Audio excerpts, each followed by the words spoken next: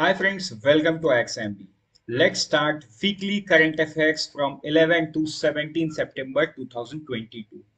Also remember, please do not forget to download the PDF from the description box. Let's begin.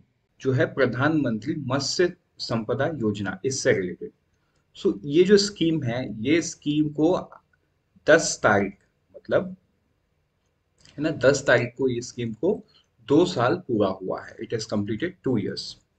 प्रधानमंत्री मत्स्य संपदा योजना on 10th of सितंबर। अगर अब तक के हम हाइलाइट्स को देखें, मतलब स्कीम के वजह से क्या चेंजेस आया है सेक्टर में, तो मत्स्य संपदा से आपको तो शायद क्लियर हो ही गया है, ये फिशरीज सेक्टर से रिलेटेड है, राइट। तो देखो, अभी तक का हाईलाइट ये है कि fisheries sector show impressive growth of 14.3% from 1920 to 2021-22। मतलब इन 2 साल में ये 14.3% से ग्रो किया है।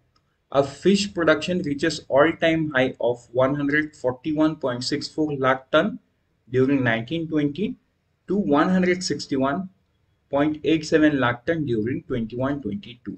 तो आप देख सकते हो, जो पहला वाला लाइन है वो दूसरे वाले लाइन से कॉम्प्लीमेंट करता है इन टर्म्स ऑफ नंबर्स, राइट। ये जो 14.3% ग्रोथ है, वो ग्रोथ यहाँ पे दिख रहा है 161.87 लाख टन। अगर हम एक्सपोर्ट की बात करें तो fishery sector see all time high export of 13.64 lakh ton valuing 57,587 crore. तो इसमें मोस्टली क्या इंक्लूडेड है, श्रिम्प्स है, जो कि इंडिया 123 कंट्रीज में एक्सपोर्ट करता है। So again this is very good number. Then the scheme has supported 31.47 lakh farmer under the insurance coverage from 22 states and 7 union territories। जैसा कि आपको पता है, प्रधानमंत्री मत्स्य संपदा योजना ये मतलब एक होलिस्टिक स्कीम है towards the development of fisheries sector. तो इसके अंडर में सब कुछ आता है, मतलब इसके अंडर में एप्स आते हैं सो दैट फिशरीज के जो फार्मर हैं उनको अलग अलग तरीके का नॉलेज, अलग अलग तरीके का बेस्ट प्रैक्टिस डिसमिट किया जा सके, एंड उसमें इंश्योरेंस कवरेज भी है। देन कुछ दिन पहले किसान क्रेडिट कार्ड जो है वो फिशरीज सेक्टर में farm sector, self help group, joint help group, इनको एक्सटेंड किया गया है ताकि इसमें जो फार्मर इन्वॉल्व है इस सेक्टर पे उनको भी उसका फायदा मिल सके। किसान क्रेडिट कार्ड क्या है, एक ओवरड्राफ्ट फैसिलिटी है, right. Then this scheme envises generate of 68 lakh employment by the end of 24-25। ठीक है, तो स्कीम का टारगेट है या विजन है 68 लाख एम्प्लॉयमेंट। तो देखो यहाँ पे दो विजन और भी छुपा हुआ है। दो विजन कंट्री का और है कि उनको कंट्री को 5 ट्रिलियन इकोनॉमी बनना है, पहला। Then doubling farmers income, right. तो फिशरीज सेक्टर पे भी जो इन्वॉल्व है तो वो भी फार्मर ही है। सो ये दोनों विजन हिडन विजन है इस स्कीम के अंडर में। ठीक है, आगे बढ़ते हैं, अदर हाइलाइट्स में देखते हैं। तो देखो, ये जो करेंटली ये एक इवेंट हुआ, राइट, जिस इवेंट पे ये सारा चीज कंसर्न मिनिस्टर ने बताया। अभी ये जो इवेंट है, witness the launch of booklet on प्रधानमंत्री मत्स्य संपदा योजना। मतलब हाइलाइट्स नहीं, यहाँ पे एक पहला चीज क्या हुआ है, लॉन्च ऑफ प्रधानमंत्री मत्स्य संपदा योजना बुकलेट एंड इट्स अचीवमेंट। ठीक है, उसके बाद Matsya Sampada third edition of DOF letter, department of fisheries letter. ठीक है, tilapia action plan as a part of export diversification. तो देखो, ये जो तेलापिया, ये जो मछली है, मतलब ये जो फिश है ना, ये मतलब फार्मर्स को बहुत बेनिफिट करता है, बिकॉज ये from from a small fish to a fully grown fish, ये अप्रोक्सीमेटली 90 डेज का साइकिल है। 90 डेज में ये पूरा हो जाता है। सो इन दैट सेंस ये जो तेलापिया फिश है, ये एक्सपोर्ट के लिए मतलब अभी तो हम श्रिम्प सबसे ज्यादा कर रहे हैं, लेकिन हमको डाइवर्सिफाई होना है। सो इन दैट सेंस ये एक मछली है जिसको कर सकते हैं, तो गवर्नमेंट ने उसका एक एक्शन प्लान लॉन्च किया है। ठीक है, for export diversification. Then scampi action plan, national seed plan 22-25 etcetera, ये सारा चीज इवेंट में लॉन्च हुआ है। अगर हम बैकग्राउंड की बात करें तो इसको क्यों लॉन्च किया गया है, इसको लॉन्च किया गया है एज ए टूल ऑफ आत्मनिर्भर towards the purpose of rural development. क्योंकि देखो, फिश एंड फिशरीज ये मोस्टली रूरल इकोनॉमी से आता है, राइट, ये रूरल इकोनॉमी से रिलेट करता है। तो कहीं ना कहीं अगर सेक्टर ग्रो किया तो कौन क्या ग्रो करेगा? रूरल लोग ग्रो करेंगे, right? Rural economy will grow. Then the main motto of Matsya Sampada Yojana is reform, perform and transform in the fishery sector. तो ये बहुत इंपॉर्टेंट लाइन है आपके लिए। आगे बढ़ गए हमारे नेक्स्ट न्यूज पे, वो है आईआरडीए। सो आईआरडीए से रिलेटेड एक ऐसा न्यूज है कि आईआरडीए ने कुछ दिन पहले एक वर्किंग ग्रुप फॉर्म किया था ये समझने के लिए कि इंश्योरेंस सेक्टर पे बेहतर काम कैसे कर सकते हैं। तो और मतलब जो फ्रॉड्स होते हैं उनको कैसे डिटेक्ट किया जा सके। तो आईआरडीए अभी मतलब रिकमेंडेशन ऐसा है कि is considering to set up an independent investigation agency to prove cases of insurance fraud. ठीक है। तो देखो आज के दिन में अगर बैंकिंग फ्रॉड होता है तो ऑब्वियसली जो एजेंसीज है, मतलब लॉ ऑफ एनफोर्समेंट एजेंसीज, वो तो अपना काम करेगी, लेकिन जो सेक्टर रेगुलेटर है उनके उनको भी वो एक्सपर्टाइज होना चाहिए, उनके पास भी वो एक्सपर्टाइज होना चाहिए। फॉर एग्जाम्पल जब कोई बैंकिंग फ्रॉड होता है तो रिजर्व बैंक ऑफ इंडिया के पास है, स्टॉक मार्केट पे कुछ होता है तो सेबी के पास वो पावर है, सेबी तो क्वासी जुडिशियल भी है। और in that sense RBI, IRDA ने भी ये बोल रहे हैं कि वो भी अपना इंडिपेंडेंट इन्वेस्टिगेशन एजेंसी फॉर्म करेंगे। कैसा फ्रॉड होता है इंश्योरेंस में? फॉर एग्जांपल गाड़ी का एक्सीडेंट नहीं हुआ है लेकिन उसको एज एन एक्सीडेंट दिखाया जाता है। ठीक है, हेल्थ इज ऑलराइट, किसी ने हॉस्पिटल में एडमिट ही नहीं हुआ है, फेक डॉक्यूमेंट दिखा के हेल्थ इंश्योरेंस का क्लेम कर लेना। तो ये सारा चीज काम तो होता ही है। तो वही है फ्रॉड डिटेक्शन। ठीक है, फ्रेमवर्क क्या रहेगा? The agency, if formed, shall be similar to the Serious Fraud Investigation Office, which probes corporate fraud, comes under the Ministry of Corporate Affairs. So Ministry of Corporate Affairs के under में ये एक agency आता है। ये same lines पे इनका ये रहेगा, फ्रेमवर्क रहेगा। ठीक है, आई होप ये आपको क्लियर हो गया। तो ये आया नहीं है, ये आएगा। आगे बढ़ते हैं हमारे नेक्स्ट न्यूज पे, वो है रशियन इंपोर्ट। ये कुछ नहीं, एक इंफॉर्मेशन है आपके लिए। फॉर एग्जांपल जब रशिया यूक्रेन का लड़ाई शुरू हुआ था एंड ऑयल का प्राइस बढ़ रहा था, राइट, तब रशियन फेडरेशन ने इंडिया को अप्रोक्सीमेटली $25 to $28 पर बैरल डिस्काउंट में दिया, राइट, देना शुरू किया। उसके बाद ये धीरे धीरे ना कम होता गया, ये धीरे धीरे कम होता गया। मतलब अभी अगर आप मई के मंथ में देखोगे डेटा तो वो $16 था डिस्काउंट। अगर हम देखेंगे अगस्त का इंपोर्ट रशियन फेडरेशन से, वो तो $6 का। तो ये जो गिरता गया डॉलर का प्राइस, आई मीन ये जो डिस्काउंट का प्राइस, हाँ ठीक है, ये डिस्काउंट है, ये जो गिरता गया डिस्काउंट का प्राइस, इसका पीछे का वजह है ईरान, राइट, सॉरी इराक। क्योंकि इराक ने भी डिस्काउंट ऑफर करना शुरू कर दिया था इंडिया को। इराक अभी $9 ए बैरल दे रहा है करंटली। ठीक है, तो हमको जब रशियन फेडरेशन से 6 में मिल रहा है तो हम तो इराक से मंगवाएंगे तेल, क्योंकि हमको तेल सस्ता चाहिए। गवर्नमेंट शुरू से तो हर दुनिया को यही बोला, yes we are buying all from Russia because they are giving us in discount. तो आज के दिन में जब रशिया छः डॉलर दे रहा है और इराक $9 दे रहा है, तो हम तो इराक के साथ ही जाएंगे। सो वही डेटा में रिफ्लेक्ट होता है कि रशियन फेडरेशन का जो इम्पोर्ट है वो गिरता जा रहा है, राइट। तो इसीलिए, और एक सेकेंड रीजन ये है, जो G7 कंट्री है, इन्होंने एक यूनियन बना रहे हैं ये towards pushing to institute a cap on the Russian price on the oil. मतलब ये बोल रहे हैं कि रशिया जो डिस्काउंट ऑफर कर रहा है उस पर भी एक कैप लगा देंगे। सो बट इंडिया उसका पार्ट नहीं है, इंडिया ने अभी तक उसको ना रेटिफाई किया है ना उन्होंने साइन किया है। So this is all age of information coming in कि फ्यूचर में ऐसा हो सकता है। सो समझने का बात हमारा यहाँ पे ये है कि रशियन फेडरेशन से ऑयल इंपोर्ट कम क्यों हुआ एंड बाकी दूसरे सोर्सेज से बढ़ क्यों गया, पहला। दूसरा चीज, now the Russia is also demanding rouble in against of whatever we import. ठीक है, तो देखो अगर हमको रशिया को रूबल में पेमेंट करना है तो इसका मतलब हमको रशिया से ये रूबल कहीं से तो आना चाहिए पेमेंट करने के लिए, राइट। तो in in short sense Russia wants to entertain, मतलब जो इंटरनेशनल प्लेटफॉर्म में रूबल डॉलर की तरह काम करे, एक वो भी चाहता है। दूसरा ये है कि ऐसा करने से उनका रूबल डॉलर के अगेंस्ट में स्ट्रांग होता जा रहा है। सो उनके उनके ये वॉर में भी जो इम्पोर्ट एक्सपोर्ट है उसमें उनको कोई प्रॉब्लम नहीं होगा because rouble is much much stronger. ठीक है, सो आगे बढ़ते हैं हमारे नेक्स्ट न्यूज पे, वो है पब्लिक सेक्टर एंटरप्राइज सर्वे 2020-21। ठीक है, ये एक छोटा सा सर्वे है। ये सर्वे से कुछ बातें सामने आई हैं। ये है 225 ऑपरेशनल सेंट्रल की कंपनी से। ठीक है, CPSE, central public sector enterprises. अब इसमें 177 recorded net profit and 77 recorded net loss. ठीक है, और फूड कॉर्पोरेशन ऑफ इंडिया एक ऐसा है जो ना कि उनको प्रॉफिट हुआ ना कि उनको लॉस हुआ, बिकॉज वो तो सब्सिडी देते हैं, तो उनके सब्सिडी को बजटरी सपोर्ट मिलता है, इसलिए no profit no loss. Then अगर हम प्रॉफिट की बात करें तो top 5 accounted for 41.11% of aggregate net profit.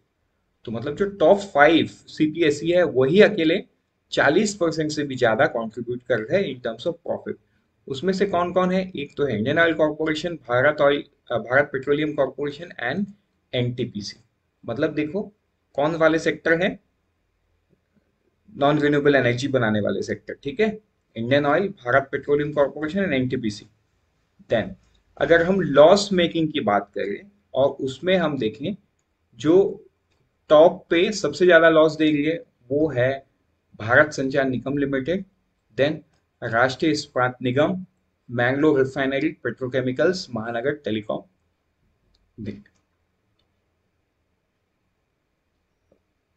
महानगर टेलीकॉम निगम।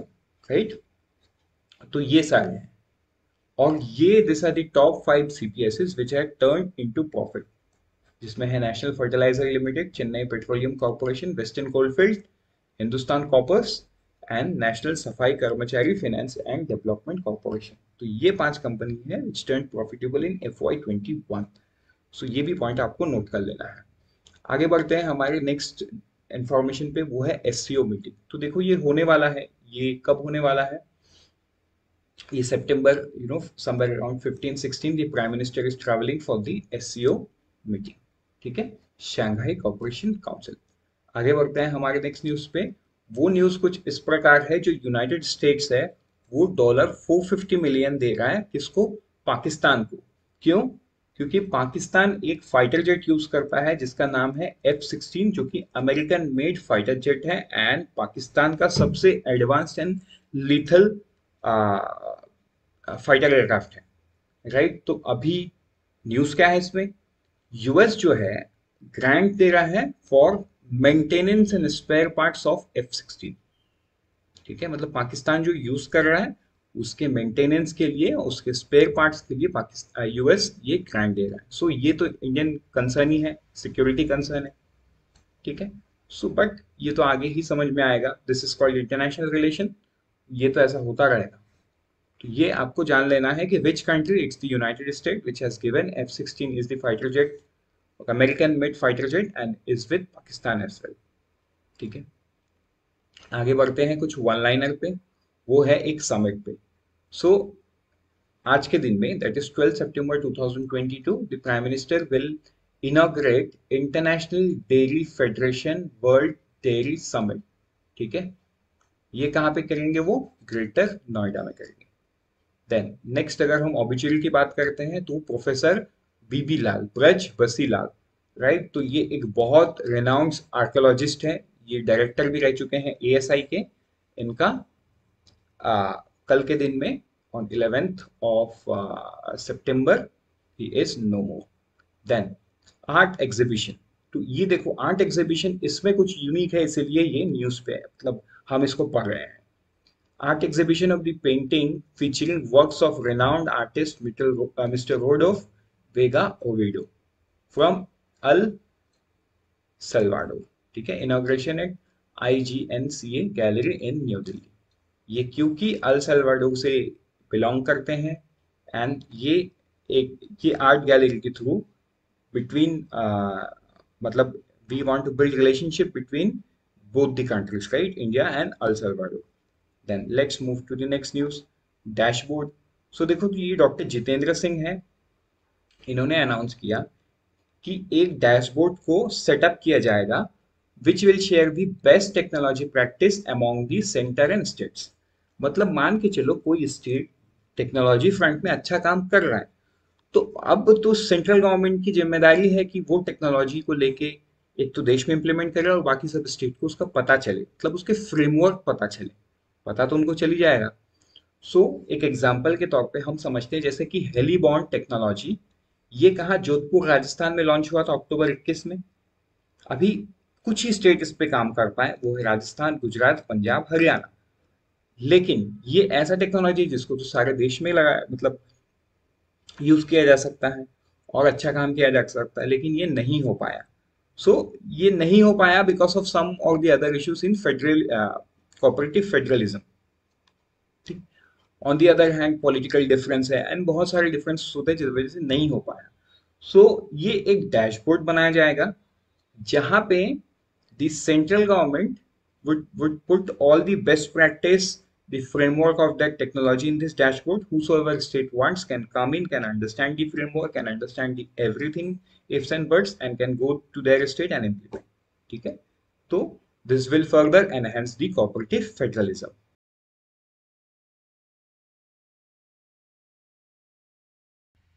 शुरू करते हैं पहला न्यूज, वो है नेशनल हेल्थ एस्टीमेट, ठीक है, ऑफ 2018-19। तो ये नेशनल हेल्थ एस्टीमेट अभी रिलीज हुआ है, राइट। ये रिलीज्ड बाय किसका है? डॉक्टर विनोद के पॉल, मेंबर नीति आयोग। सो ये नीति आयोग ने रिलीज किया हुआ है इन प्रेजेंस ऑफ, ठीक है। तो इतना हमको डिटेल नहीं जानना है, बट ये हमको समझना है कि ये नीति आयोग ने रिपोर्ट को रिलीज किया है। नाउ इसके बैकग्राउंड को समझते हैं। इसका बैकग्राउंड ऐसा है कि ये 6th कॉन्जिक्यूटिव रिपोर्ट है, मतलब ऐसा और पहले 5 रिपोर्ट आ चुका है नेशनल हेल्थ एस्टीमेट, ठीक। इसको 2014 में यूनियन हेल्थ मिनिस्ट्री ने लॉन्च किया था। सो ये कुछ माइन्यूट डिटेल्स बैकग्राउंड आपको याद रखना है। तो देखो, इसको बनाने का जो प्राइमरी ऑब्जेक्टिव था वो क्या था? इसको लॉन्च करने का प्राइमरी ऑब्जेक्टिव ये था कि ये जो बन रहा है ना, ये डब्ल्यूएचओ के एक फ्रेमवर्क के तहत बन रहा है जिससे इंटरनेशनली एक्सेप्टेड है और हम कंपेयर कर सकते हैं, ठीक है। मतलब इंटरनेशनल में मान के चलो इंडिया को कंपेयर करना है यूएस के साथ, तो डेटा ऐसा बनना चाहिए यूएस का एंड इंडिया का जिसको एक पैरामीटर पे कंपेयर कर सके, राइट। फॉर एग्जांपल, अगर मैं मैथ्स की एग्जांपल दूं, आप अगर सेंटीमीटर और मीटर को कंपेयर करना चाहो तो बहुत आसान है, हम कर सकते हैं, राइट, कन्वर्ट करके।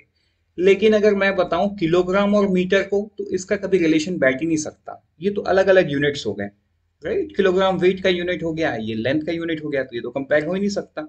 सो ये जो फ्रेमवर्क है डेटा का, मतलब डेटा किस प्रकार बनाया जाएगा, किस प्रकार उसको रिप्रेजेंट किया जाएगा, ये डब्ल्यूएचओ के एक फ्रेमवर्क के तहत होता है। सो ये भी एक पॉइंट है नोट करने का। सो अब आगे चलते हैं, अब हम डेटा को देखते हैं। Government health expenditure as a percentage of GDP, जो 2013-14 में था 1.1%। मतलब सिंपल टर्म्स में, अगर हमारा जीडीपी 100 रुपए का जीडीपी था तो हम 1 रुपए 15 पैसा खर्च करते थे, किसमें? हेल्थ में। एंड हम means not as an individual capacity, हम एज ए कंट्री। ये कंट्री का डेटा है। देश खर्चा करता था 1.15 रुपीज, आज के दिन में वो 1.28 रुपीज हो गया, मतलब 1 रुपए 28 पैसा हो गया। अगर आज के दिन में हमारा इकोनॉमी, आज के दिन में मतलब डेटा जब आया है हम तब की बात करेंगे, 2018-19 में गवर्नमेंट का अगर मतलब जीडीपी अगर 100 रुपए है तो 1 रुपए 28 पैसा हम खर्चा करते हैं। So over a period of time, आप 2013-14, 14-15 में देखो ये कम हुआ 1.13, 15-16 में ये बढ़ गया 1.18%, फिर कम हो गया, नहीं कम नहीं, थोड़ा ज्यादा हो गया 1.2%। देन उसके बाद 17-18 में ये अच्छा खासा बढ़ गया 1.35, देन ये फिर कम हो गया 1.28, ठीक है। सो ये था। अभी उसके बाद अगर हम देखें हेल्थ एक्सपेंडिचर पर कैपिटा, ठीक है, तो 2013-14 में था 1042, जो आज के दिन में बढ़ के हुआ 1815। अब पर कैपिटा क्या है ये तो आपको समझाना नहीं है। फॉर एग्जाम्पल, देश जो है 1000 रुपीज खर्च किया है और देश में टोटल लोग 50 रहते हैं, फॉर एग्जाम्पल पॉपुलेशन 50 है, तो जब हम इसको मैथमेटिकली कैलकुलेट करेंगे तो कितना आता है? 20। मतलब ये 20 rupees per capita expenditure. Simple सा बात है, जितना हमने खर्चा किया डिवाइडेड बाय जितना हमारा पॉपुलेशन है, जो भी आंसर आएगा वो पर कैपिटा हो जाएगा। 2013-14 में हुआ था 1042, 2018-19 में कितना है? 1815। एंड ये याद रखने वाला फिगर है, right, 1815, and this is very important. आगे चलते हैं, इसी के कुछ न्यूज को देखते हैं। अगर हम देखेंगे government health expenditure as a percentage of total health expenditure, ठीक है, टोटल हेल्थ एक्सपेंडिचर। तो ये 40.6% है 18-19 में, 13-14 में ये 28.6% था। सो बड़ा है। Government health expenditure as a percentage of current health expenditure, ये भी देखो 23.2% से 34.5%, ये बड़ा है, मतलब डेटा पॉजिटिव के तरफ ही दिख रहा है। Then government health expenditure on primary health care, primary health care में गवर्नमेंट कितना स्पेंड किया, 13-14 में 51.1% किया, 18-19 में 55.2 किया। तो यहाँ पे एक पॉइंट नोट करने का ये है कि देखो 50% से भी ज्यादा खर्चा गवर्नमेंट प्राइमरी हेल्थ केयर में कर रहा है। सिंपल बात है, क्यों कर रहा है? एक चीज आप समझो, मान के चलो रूरल इंडिया में, है ना, रूरल इंडिया में किसी को हार्ट की परेशानी है, ठीक है, उसको बीच में हार्ट में पेन होता है, छोटा छोटा इश्यूज है, तो सबसे पहले इंसान कहाँ पे जाएगा? प्राइमरी हेल्थ केयर सेंटर, जिसको हम पीएचसी बोलते हैं। अब ये रूरल भी है, ये अर्बन भी है। अर्बन को बोलते हैं UPHC, urban public health care, है ना, रूरल को रूरल बोलते हैं। तो मान के चलो ये पब्लिक हेल्थ केयर में जाता है, ठीक है, पब्लिक हेल्थ केयर सेंटर पे जाता है, तो इसका जो छोटा सा हार्ट का बीमारी है, यहां से ही इसको वो क्योर मिलने लग जाता है। तो ऐसा हो सकता है कि ये बंदे को कभी, है ना, इमरजेंसी केयर की जरूरत ही ना पड़े। फॉर एग्जाम्पल इसके पास नहीं है, मतलब ये जो हमने पर्टिकुलर कोई भी मान के चलो एक्स एक पर्सन का नाम है, इनके एग्जाम्पल को समझ रहे हैं, तो ये जो एक्स जिस जगह पे रहते हैं वहां पे ये प्राइमरी हेल्थ केयर सिस्टम है ही नहीं। तो इन दैट केस इनका जो मतलब हार्ट का पेन है वो हमेशा ही रहेगा, बिकॉज इनके पास वो फैसिलिटी नहीं है या वो मनी पावर नहीं है, ये कहीं बाहर सिटी में जाके दिखाएंगे भी तो एक आध बार दिखाएंगे, उसके बाद आगे नहीं दिखाएंगे। क्योंकि आने जाने का एक परेशानी होता है, बहुत सारा, है ना, रीजंस होता है अलग अलग रूरल इंडिया का। सो ये प्राइमरी हेल्थ केयर के होने की वजह से इनको कभी इमरजेंसी सर्विस की जरूरत ही, मतलब सेकेंडरी हेल्थ केयर की जरूरत ही नहीं पड़ेगी। So primary health care is very important. मतलब आप एक सिंपल सा बात समझो, छोटा मोटा एक्सीडेंट भी होता है, अगर उसको इमीडिएट मेडिकल अटेंशन मिले तो वो शायद सही हो सकता है ना, बट अगर उसको नहीं मिले तो वो इंसान from that small thing it can lead to some deadly disease or chronic disease जो जिंदगी भर साथ में रहे। So primary health care is very important. इसीलिए आप देखो कि 2013-14 में भी ये 51.1% हुआ करता था, और आज के दिन में भी ये 50% से ज्यादा, जो 55% हुआ होता है। Over a period of time देखेंगे तो ये डेटा बढ़ता हुआ ही नजर आ रहा है, because primary health care is very important. मतलब बड़ा से बड़ा चीज यही पे, मतलब प्राइमरी हेल्थ केयर में ही पकड़ के सही किया जाता है या कंट्रोल किया जाता है। देन आगे बढ़ते हैं, out of pocket expenditure as a percentage of total health care expenditure, जो कि कम हुआ है, दिस इज वेरी गुड। मतलब आप इसको ऐसा मत समझो ये डेटा कम हो रहा है मतलब ये सही नहीं हो रहा है। आउट ऑफ पॉकेट क्या है वो हम समझते हैं। फॉर एग्जाम्पल आपके पास एक मैं हेल्थ इंश्योरेंस से समझाता हूँ, ठीक है। आपके पास मान के चलो एक हेल्थ इंश्योरेंस है जिसका सम एश्योर्ड है 10,000 रुपए, या 10,000 रुपए आपको पर डे मिलता है, ठीक, और है ना, आपको 10,000 रुपए मिलता है। अभी ये 10,000 रुपए में ना 10% रहेगा आउट ऑफ पॉकेट। मतलब ये जो सम एश्योर्ड है 10,000 का, इसका 10% क्या रहेगा? Out of pocket, OOP. दो टर्म होता है, एक होता है कोपे, एक होता है आउट ऑफ पॉकेट। हम दोनों को समझ लेते हैं। तो ये जो आउट ऑफ पॉकेट है, इसका मतलब ये है कि ये 10,000 से, मतलब ये 10,000 का बेनिफिट लेने के लिए आपको अपने जेब से पहले 1,000 रुपए खर्चा करना होगा, उसके बाद ही आपको ये बेनिफिट मिलना शुरू होगा। मतलब first 1,000 rupees you will have to spend, that is out of pocket, and when this is going down, this means that people are spending less from their pocket, इसीलिए इसका नाम दिया गया है out of pocket expenditure. I hope this is clear. नहीं clear हुआ तो video को 30 सेकंड पहले लेके जाओ। अब बात आती है कोपे की। कोपे क्या है? कोपे मतलब ज्वाइंट पेमेंट। फॉर एग्जाम्पल, है ना, एक डॉक्टर की फीस 400 रुपए है, तो आपका इंश्योरेंस वाला बोला है कि वो 300 रुपए देगा, 100 रुपए आपको अपने जेब से देना होगा। सो ये हो गया कोपे, मतलब उन्होंने भी पे किया and you have also paid, that is called copay, right. आगे बढ़ते हैं हमारे, ओके, यहाँ पे एक डिस्कशन ये भी है कि जो पर कैपिटा है, पर कैपिटा भी देखो पहले कितना था, 2,336 था, अभी वो कम के 2,155 हो गया, 2,155, एंड दिस इज गुड। आगे बढ़ते हैं, वो देखते हैं अभी social security expenditure on health as a percentage of total health expenditure. तो ये 6% से बढ़ के 9.6% हुआ, वेरी गुड, सोशल एक्सपेंडिचर बढ़ रहा है। Data shows an improvement. अभी गवर्नमेंट फाइनेंस हेल्थ इंश्योरेंस में अगर हम देखेंगे तो ये पहले 4757 था, जो आज के दिन में बढ़ के ऑलमोस्ट 3 टाइम्स, है ना, 2.5 टाइम्स बोल सकते हैं, 2.5 टाइम्स हो गया है ये, 12,680। So with this let's move to the next news, news number 2। Okay, ये है विनर्स ऑफ वाटर हीरो। तो देखो ये जो वाटर हीरो का विनर्स है ये आपको हर मंथ का डेटा मिलेगा, तो ये है अगस्त 2022 का, राइट। इस न्यूज को यहां रखने का मतलब ये नहीं है कि मैं आपको नाम बताऊंगा, name is not at all important. मतलब हर हर हर मंथ आपको 6 6 नाम मिलेंगे, आपको आपको नाम याद नहीं रखना है, आपके इसके बैकग्राउंड को जानना है कि ये कौन करवाता है। ये करवाता है मिनिस्ट्री ऑफ जल शक्ति, ठीक है।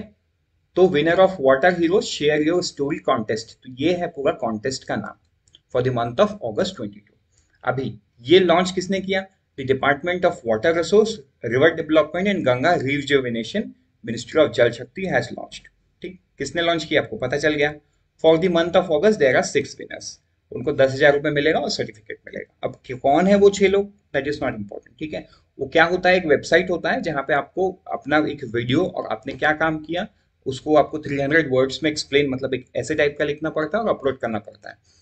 वो चेक होता है गवर्नमेंट एंड से, उसके बाद फिर अगर आप विनर हो तो आपको वो दिया जाता है। उसके बाद highlights, the contest is held monthly and may be seen on the MyGov portal. तो देखो ये वही बात हो गई, मतलब नाम हमको याद नहीं रखना है बिकॉज ये मंथ ऑन मंथ एक्टिविटीज है, हमको यहाँ जान लेना है कि ये कौन करवाता है, ठीक है, या कितना कैश प्राइस है, क्योंकि आपको ये एमसीक्यू में पूछ सकता है what is the cash price associated with water hero share your stories. ठीक है, तो ये सारी डिटेल्स आप जान गए। आगे बढ़ते हैं हमारे नेक्स्ट न्यूज पे, वो है skill of prototype modelling world skill competition 2022। So simple बात है, ये है क्या, प्रोटोटाइप मॉडलिंग मतलब आपको एक कार बनाना है, ठीक है। Sorry my drawing is not good, तो मैं ट्राई भी नहीं करूंगा। तो प्रोटोटाइप मतलब आपको मान के चलो एक कार बनाना है, आपने सबसे पहले उसका एक प्रोटोटाइप बनाया, है ना, देखने के लिए कि वो कैसे दिख रहा है, कैसे फंक्शन कर रहा है। तो skill of prototype modelling world skill competition, तो इस कंपटीशन में इन्होंने जीता मिस्टर लिखित वाईपी, ठीक है। इनको क्या मिला इंडिया से, इनको ब्रॉन्ज मेडल मिला, ठीक है। और ये कहाँ पे इनका ट्रेनिंग हुआ, इनका जो डिप्लोमा है in mechatronics from Toyota technical training institute and was under training for completion since January 22। He has won India's national skill competition India Skill 21 in prototype modeling skill, ठीक है। सो आगे बढ़ते हैं हमारे नेक्स्ट न्यूज पे, वो है सीपीआई का डेटा। तो जो सीपीआई का डेटा है इस बार का, मतलब फॉर द मंथ ऑफ अगस्त का प्रोविजनल डेटा आया है। एंड अगर आप सीपीआई कंबाइंड में देखोगे तो इट्स 7%, राइट। तो 7% है, मतलब ये थोड़ा सा सीपीआई बढ़ गया है। सीपीआई बढ़ जाना क्या, थोड़ा महंगाई बढ़ जाना। Even though RBI has increase the report, उसके बाद भी अगस्त का जो प्रोविजनल डेटा है वो दिखा रहा है कि सीपीआई बढ़ रहा है, राइट।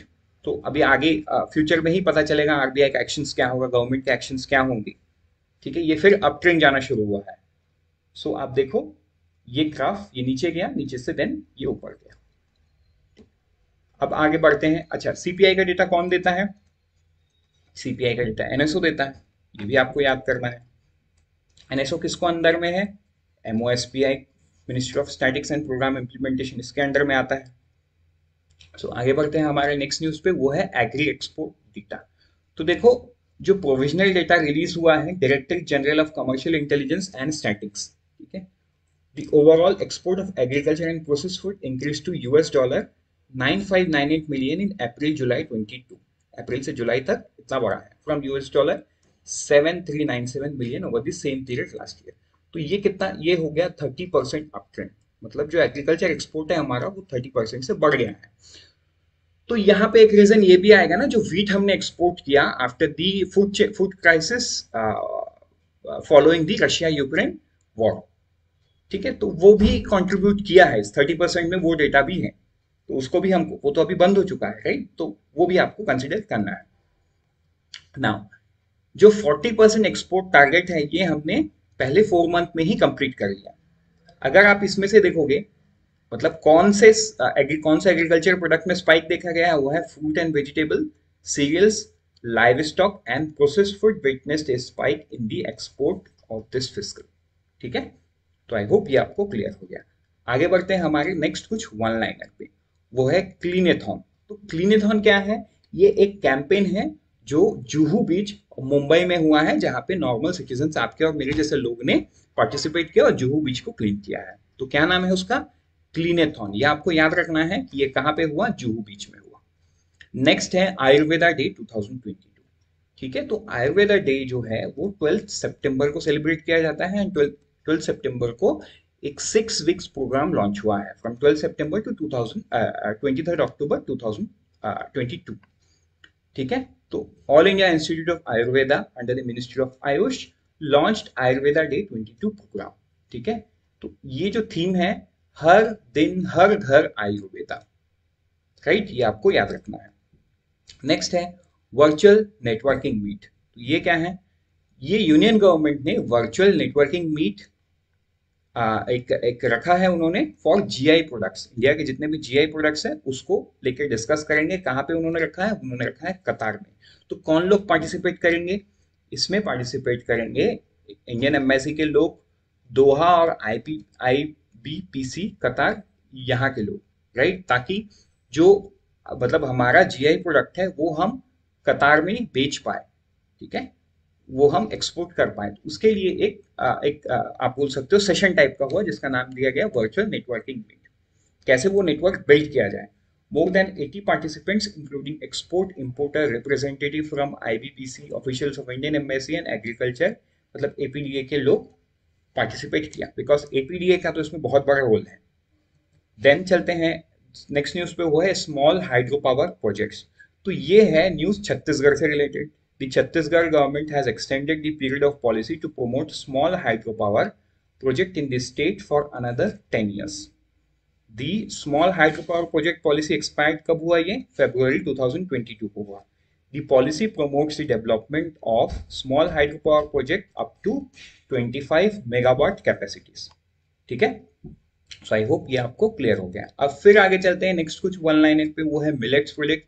जैसा कि आपको पता है कि 2023 है वो इंटरनेशनल ईयर ऑफ मिलेट्स कि इसमें मनाया जाएगा, और ये इंडिया के सजेशन से हुआ है। अब जब इंडिया के सजेशन से हुआ है, इस पे इंडिया क्या काम कर रहा है वो भी इंपॉर्टेंट है। तो इसमें क्या हुआ है, the department of food and public distribution, इन्होंने डायरेक्ट किया है सबको कि millet products during the official meeting and canteens, millet products को यूज किया जाए during the official meeting and canteens में। The initiative is to promote the millet consumption is for its health benefit। ठीक है, so I hope ये भी आपको clear हो गया। आगे बढ़ते हैं नेक्स्ट न्यूज पे, वो है अर्ली इंटरवेंशन सेंटर प्रयास। तो ये नाम इंपॉर्टेंट है। ठीक है, प्रयास, इसको किन्होंने लॉन्च किया? इसको लॉन्च किया है मिनिस्ट्री ऑफ डिफेंस, मतलब ये आर्मी हॉस्पिटल में एस्टेब्लाइज किया गया है अर्ली इंटरवेंशन सेंटर प्रयास। मतलब इसमें जो बच्चे हैं up to 6 year of age, जो कि autism, cerebral palsy, sleep and language delay, other ऐसे जो छोटे छोटे डिसेबिलिटीज होते हैं, उनको ये केटर कर पाए, तो उसके लिए ये एक सेंटर बनाया गया जिसका नाम दिया गया प्रयास। तो आपको ये याद रखना है। आगे बढ़ते हैं हमारे नेक्स्ट न्यूज पे, वो है Aheli khadi.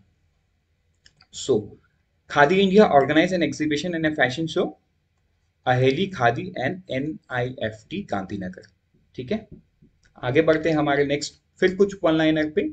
Electronic bank guarantee, तो ये बहुत इंपॉर्टेंट है। जो HDFC बैंक है issued a electronic bank guarantee in partnership with the national e governance service limited NESL, becoming the first bank in the country to do सो। ये पहला बैंक है country में। Now EBG has been developed in consultation with NESL and CVC, CPI committee and IBA to simplify the process and eliminate the possibility of fraud and manipulation। तो ये आपको बहुत confusing लगा होगा। इसको सिंपल टर्म्स में, मतलब ये पहले पेपर पेन मेथड में होता था। बैंक गारंटी HDFC लिख के देता था, ठीक है, मैं फलाने इंपोर्टर या एक्सपोर्टर को गारंटी करता हूँ, तो क्या होता था, वो बैंक गारंटी दिखा के ना वो प्रोडक्ट का डिलीवरी ले लेता था, राइट। तो आज के दिनों में ये इलेक्ट्रॉनिक गारंटी हो गया। जो पहले 5-6 दिन का प्रोसेस था वो भी 1 दिन का प्रोसेस बन गया, मतलब ईज ऑफ डूइंग बिजनेस पे हेल्प करेगा। नेक्स्ट चलते हैं अमेरिकन एक्सप्रेस बैंकिंग कॉर्पोरेशन। ये कंपनी ने संजय खन्ना को एज ए CEO अपॉइंट किया हुआ। ठीक है, बिकॉज कई बार प्राइवेट कंपनी के बैंक्स के CEO के बारे में भी पूछ लेता है, तो वो आपको जानना जरूरी है। नेक्स्ट न्यूज पे चलते हैं कि रेलवे राइट्स ऑफ 71 करोड़। तो क्यों? तो देखो, अभी कुछ दिन पहले कोविड के समय जब फूड कॉर्पोरेशन ऑफ इंडिया का है ना, माल इधर से उधर गया प्रधानमंत्री गरीब कल्याण योजना के तहत, ठीक है, तो 121.86 करोड़ का रेलवे को कॉस्ट आया। लेकिन जो गवर्नमेंट का रूल था कि उनको 50% सीलिंग था इनिशिएटिव में। तो अभी जो डिपार्टमेंट ऑफ फूड है, ठीक है, उनका कहना है कि हम हमारा तो 50 करोड़ का ही सीलिंग था, तो हम ज्यादा पैसा कैसे दे। ये जो डिफरेंस कितना होता है 71.86 करोड़। तो ये रेलवे ने क्या किया, राइट ऑफ कर दिया, मतलब रेलवे को लॉस हुआ ये 71.86 करोड़।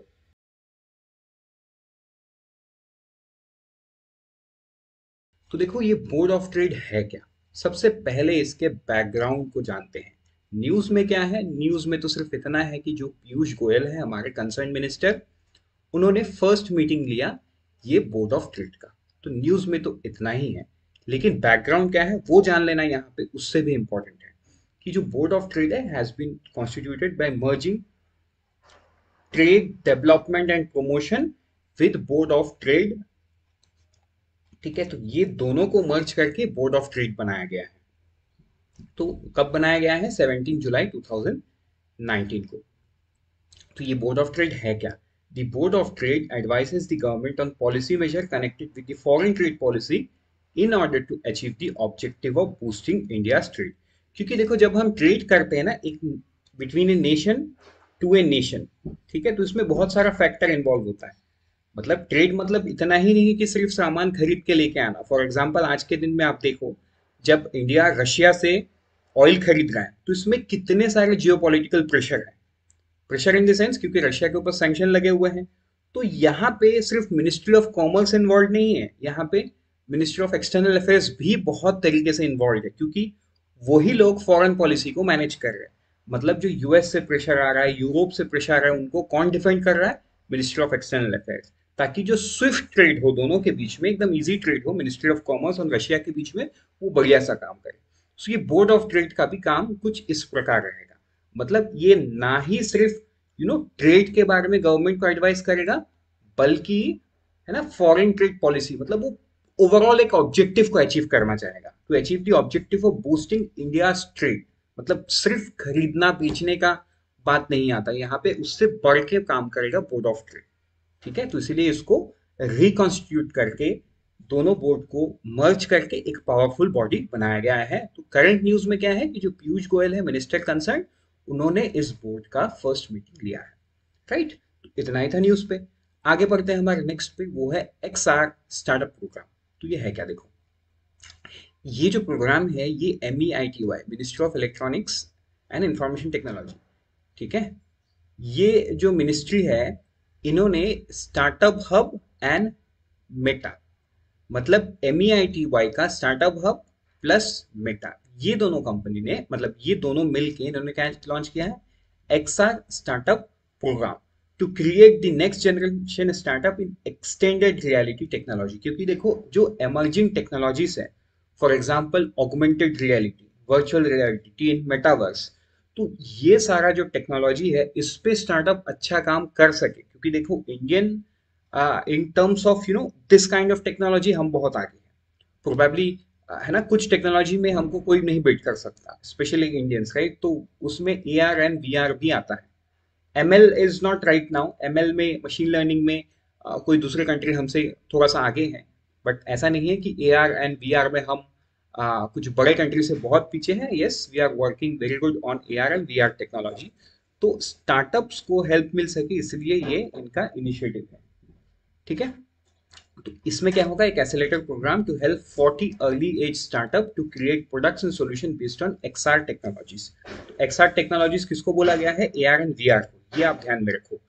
अब ग्रैंड चैलेंज होगा that will shortlist 80 innovators and 16 for further support contributing to the advancement of XR technology, ठीक है। तो इसके लिए ना ये 4 इंस्टीट्यूशन, यहाँ पे 4 इंस्टीट्यूशन का नाम है, ये है इम्प्लीमेंटिंग, मतलब इम्प्लीमेंटिंग एजेंसी बोल सकते हो या इम्प्लीमेंटिंग इंस्टीट्यूट बोल सकते हो, राइट।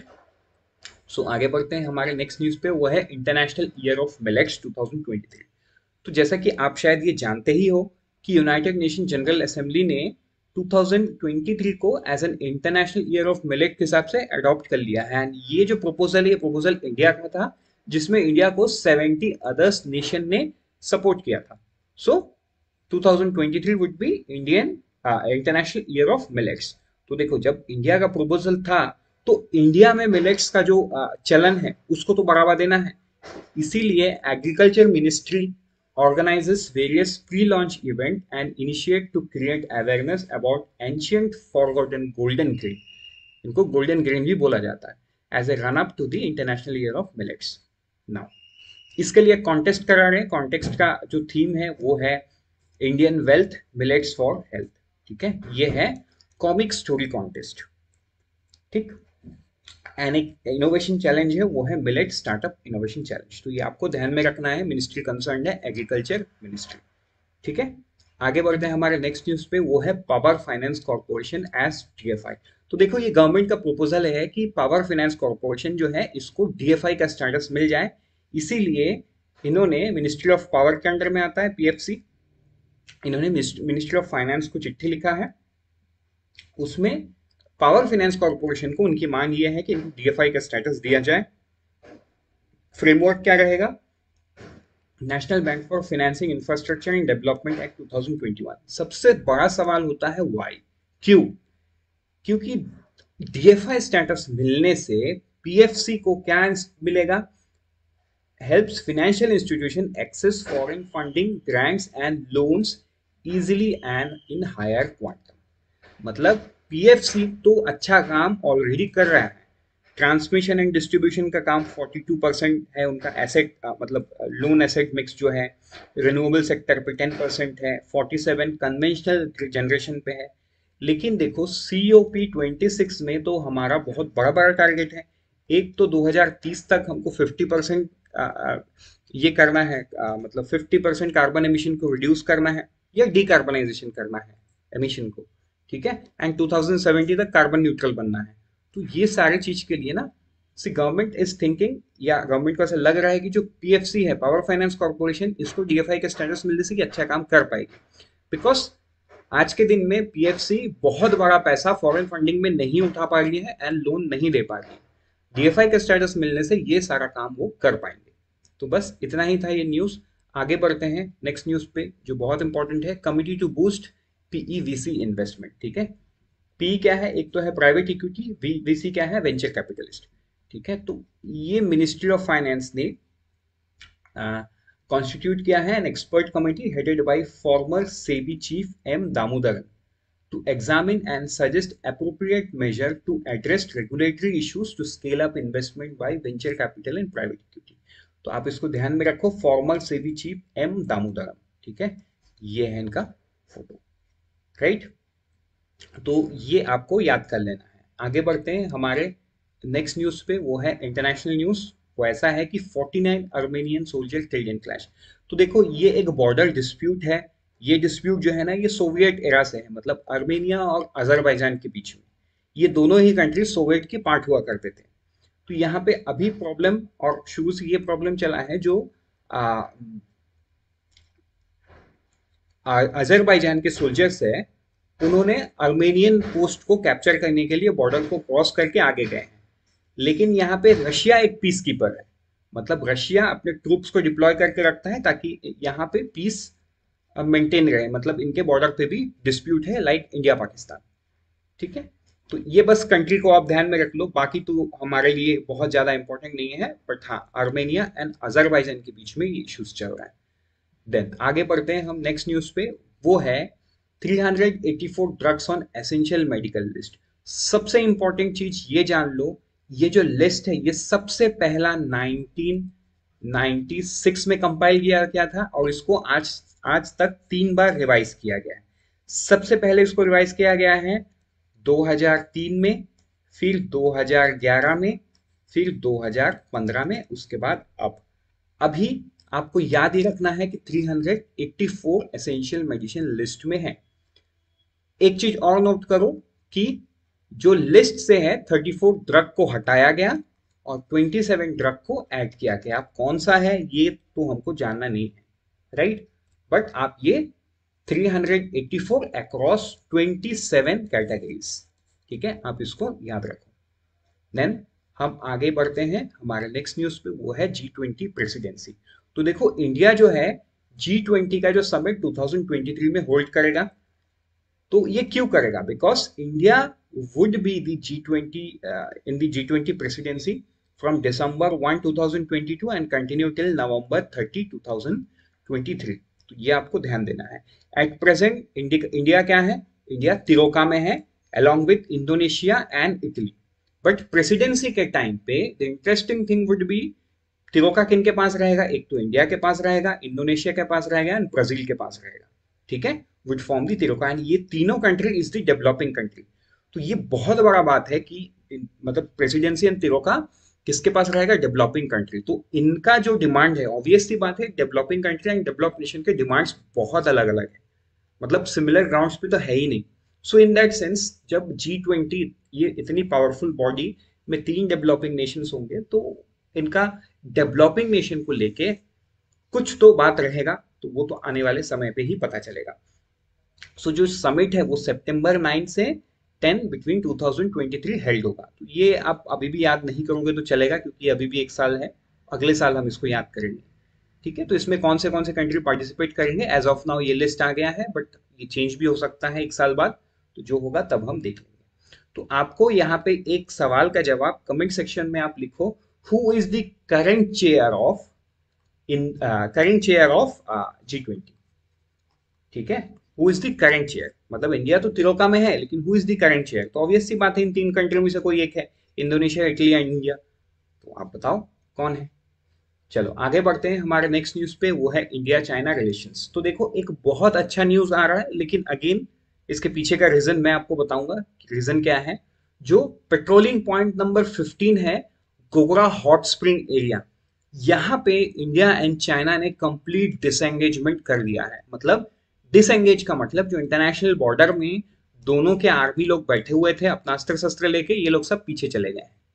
ठीक है, एंड इसका वेरिफिकेशन भी हो गया, मतलब चाइना साइड से एरियल वेरिफिकेशन, इंडियन साइड से एरियल वेरिफिकेशन से कंफर्म हुआ है कि पर्टिकुलर इस वाले एरिया पे जो पेट्रोलिंग पॉइंट नंबर 15 है, गोगरा हॉट स्प्रिंग है, यहाँ पे अभी ना कोई चाइनीज मिलिट्री पर्सनल है ना कोई इंडियन मिलिट्री पर, ये कंप्लीटली डीमिलिटराइज्ड हो चुका है। लेकिन yes, this is for a time Bing.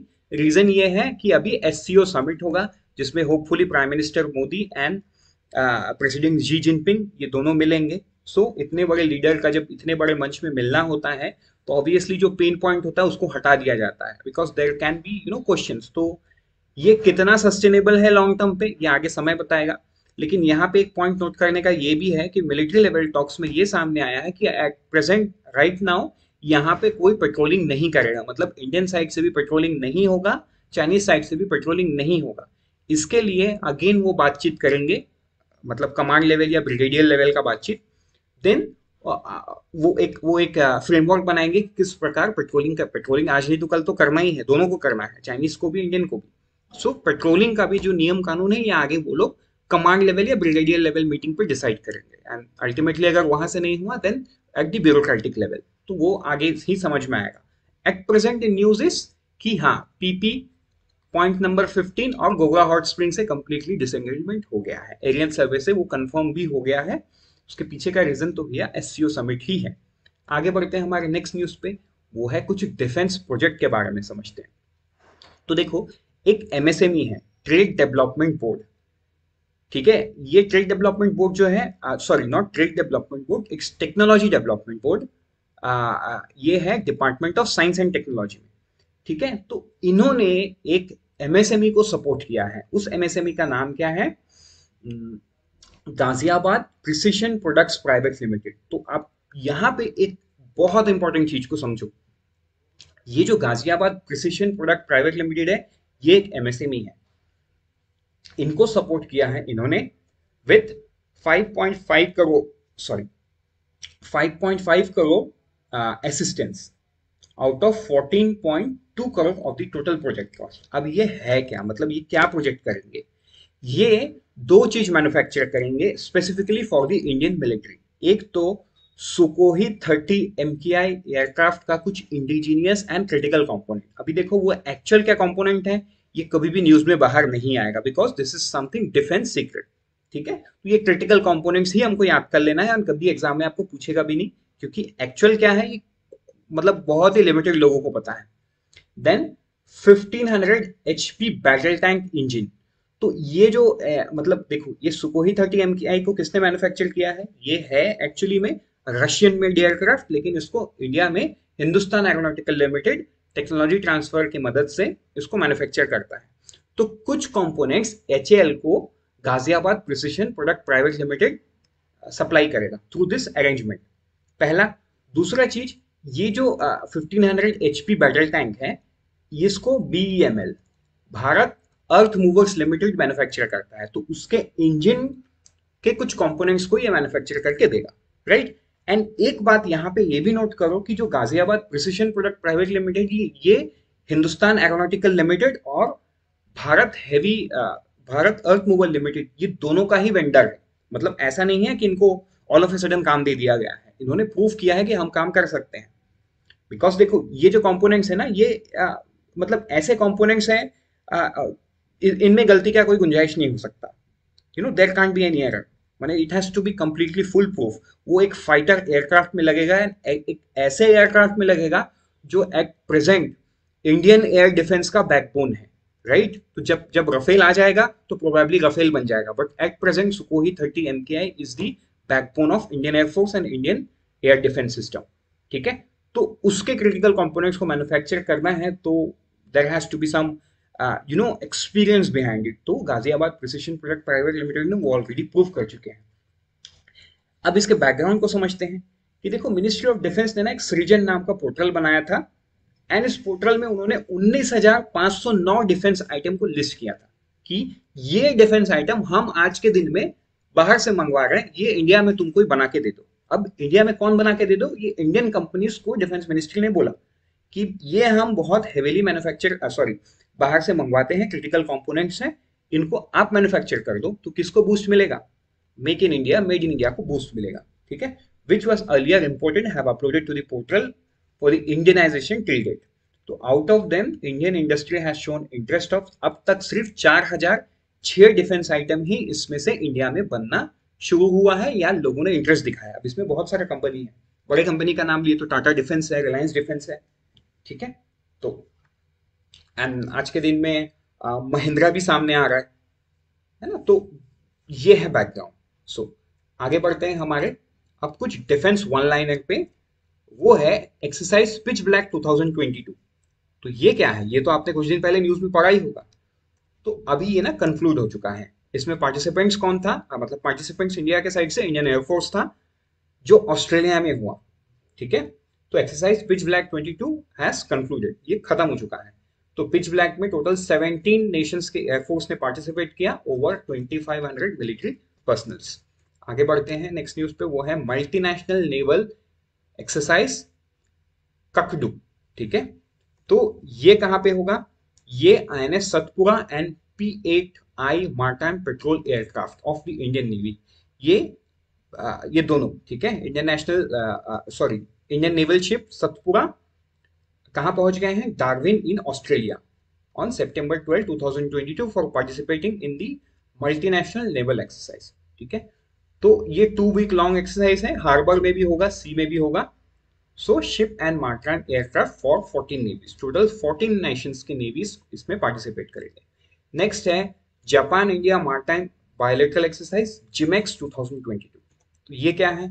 The 6th addition, तो ये याद रखो, ये 6th एडिशन है। The exercise between Japan and India hosted by Indian Navy commenced in Bay of Bengal on 11 September 22. GMEX 22 involves 2 phases. एक तो सबसे पहला सी, जो दूसरा है हार्बर फेज, जो कहां पे होगा? विशाखापट्टनम में होगा, ठीक है। ये 10th एनिवर्सरी ऑफ GMEX है। Now let's move to the next news, that is कुछ वन लाइनर्स। तो स्पेशल कैंपेन 2.0 पोर्टल, अब ये क्या है? डॉक्टर जितेंद्र सिंह जो है वो आज इस पोर्टल को लॉन्च करेंगे। सो ये जो पोर्टल है, this was announced on 2 October. Okay, special campaign 2.0 from 2 October to 31 October 22 with an special focused on Swachhata and reducing pendency in the government. तो ये स्पेशल फोकस रहेगा। The campaign 22 is expected to cover 1.5 lakh post office, overseas mission post, railway station and other public office in mission mode during the month long campaign, ठीक है। तो ये campaign के लिए उन्होंने एक डैशबोर्ड टाइप का एक पोर्टल बना दिया है, तो वो आज लॉन्च होगा। Then MOU of 1.5 lakh crore रुपए। तो ये बहुत इंटरेस्टिंग न्यूज है। इंटरेस्टिंग इसलिए है कि गवर्नमेंट ऑफ गुजरात ने 1.54 लाख करोड़ रुपए का एक प्रोजेक्ट साइन किया है अभी। देखो, ये गवर्नमेंट ऑफ गुजरात में इसीलिए इन्वॉल्व है क्योंकि ये है दो प्राइवेट कंपनी के बीच में, वेदांता जो इंडियन कंपनी है एंड फॉक्सॉन ग्रुप। ठीक है, तो देखो एक पॉइंट नोट करो, फॉक्सॉन वो कंपनी है जो एप्पल फोन को मैन्युफैक्चर करती है, मतलब एप्पल फोन के क्रिटिकल कंपोनेंट्स को भी ये फॉक्सॉन ग्रुप मैन्युफैक्चर करती है। तो इन दोनों में ये डील हुआ है। तो ये जो डील है ना, ये सबसे पहले गवर्नमेंट ऑफ महाराष्ट्र के साथ होना था, मतलब बहुत लंबे समय से महाराष्ट्र से बातचीत चल रहा है, but because of political instability ये उठ के कहाँ चले आया है, वेदांता फॉक्सॉन को।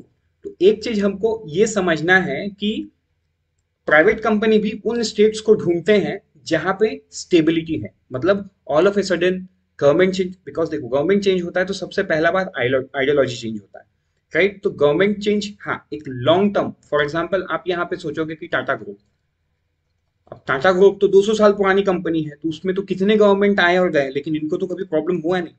तो वो अलग चीज है, मतलब एक कंपनी जब सेटअप होता है तब उसमें जो चैलेंज, फॉर एग्जांपल अगर मैं यहाँ पे एग्जांपल लाऊं, जो तमिलनाडु में रशियंस की मदद से इंडिया न्यूक्लियर पावर प्लांट लगाने की कोशिश कर रहा था, जो नहीं लग पाया। उसके पीछे का रीजन पब्लिक से क्या आया कि एमिशंस जो होगा, न्यूक्लियर एमिशंस, वो लोगों के लिए हानिकारक होगा, बट उसका इकोनॉमिक वैल्यू और एनवायरमेंटल वैल्यू बहुत ज्यादा था। तो प्रोबेबली उस पे अगर मतलब थोड़ा सा पॉलिटिकल कंसेशनस और बिल्डअप हो पाता तो उसमें भी काम अच्छा हो पाता, एंड प्रोबेबली फ्यूचर में होगा भी। तो वैसे ही है ना, ये 2015 से ही वेदांता एंड फॉक्सोन ग्रुप बातचीत में थे विद महाराष्ट्र, लेकिन महाराष्ट्र में पॉलिटिकल इनस्टेबिलिटी के चलते आज के दिन में उठ के ये कहाँ चले आया, गुजरात में चला आया, एंड थिंग्स आर डन। ठीक है, तो ये दोनों कंपनी का कहना है कि ये जो इन्वेस्ट किए हैं 1.54 लाख करोड़ रुपए, ये 5 साल के अंदर में बीईपी में आ जाएंगे, मतलब ब्रेक इवन पे आ जाएंगे। और ब्रेक इवन का मतलब क्या है, नो लॉस नो गेन, जितना पैसा उन्होंने लगाया उतना पैसा उनको वापस आ जाएगा, उसके बाद तो जिंदगी भर कमाना है। ठीक है, तो ये उनका एमओयू है।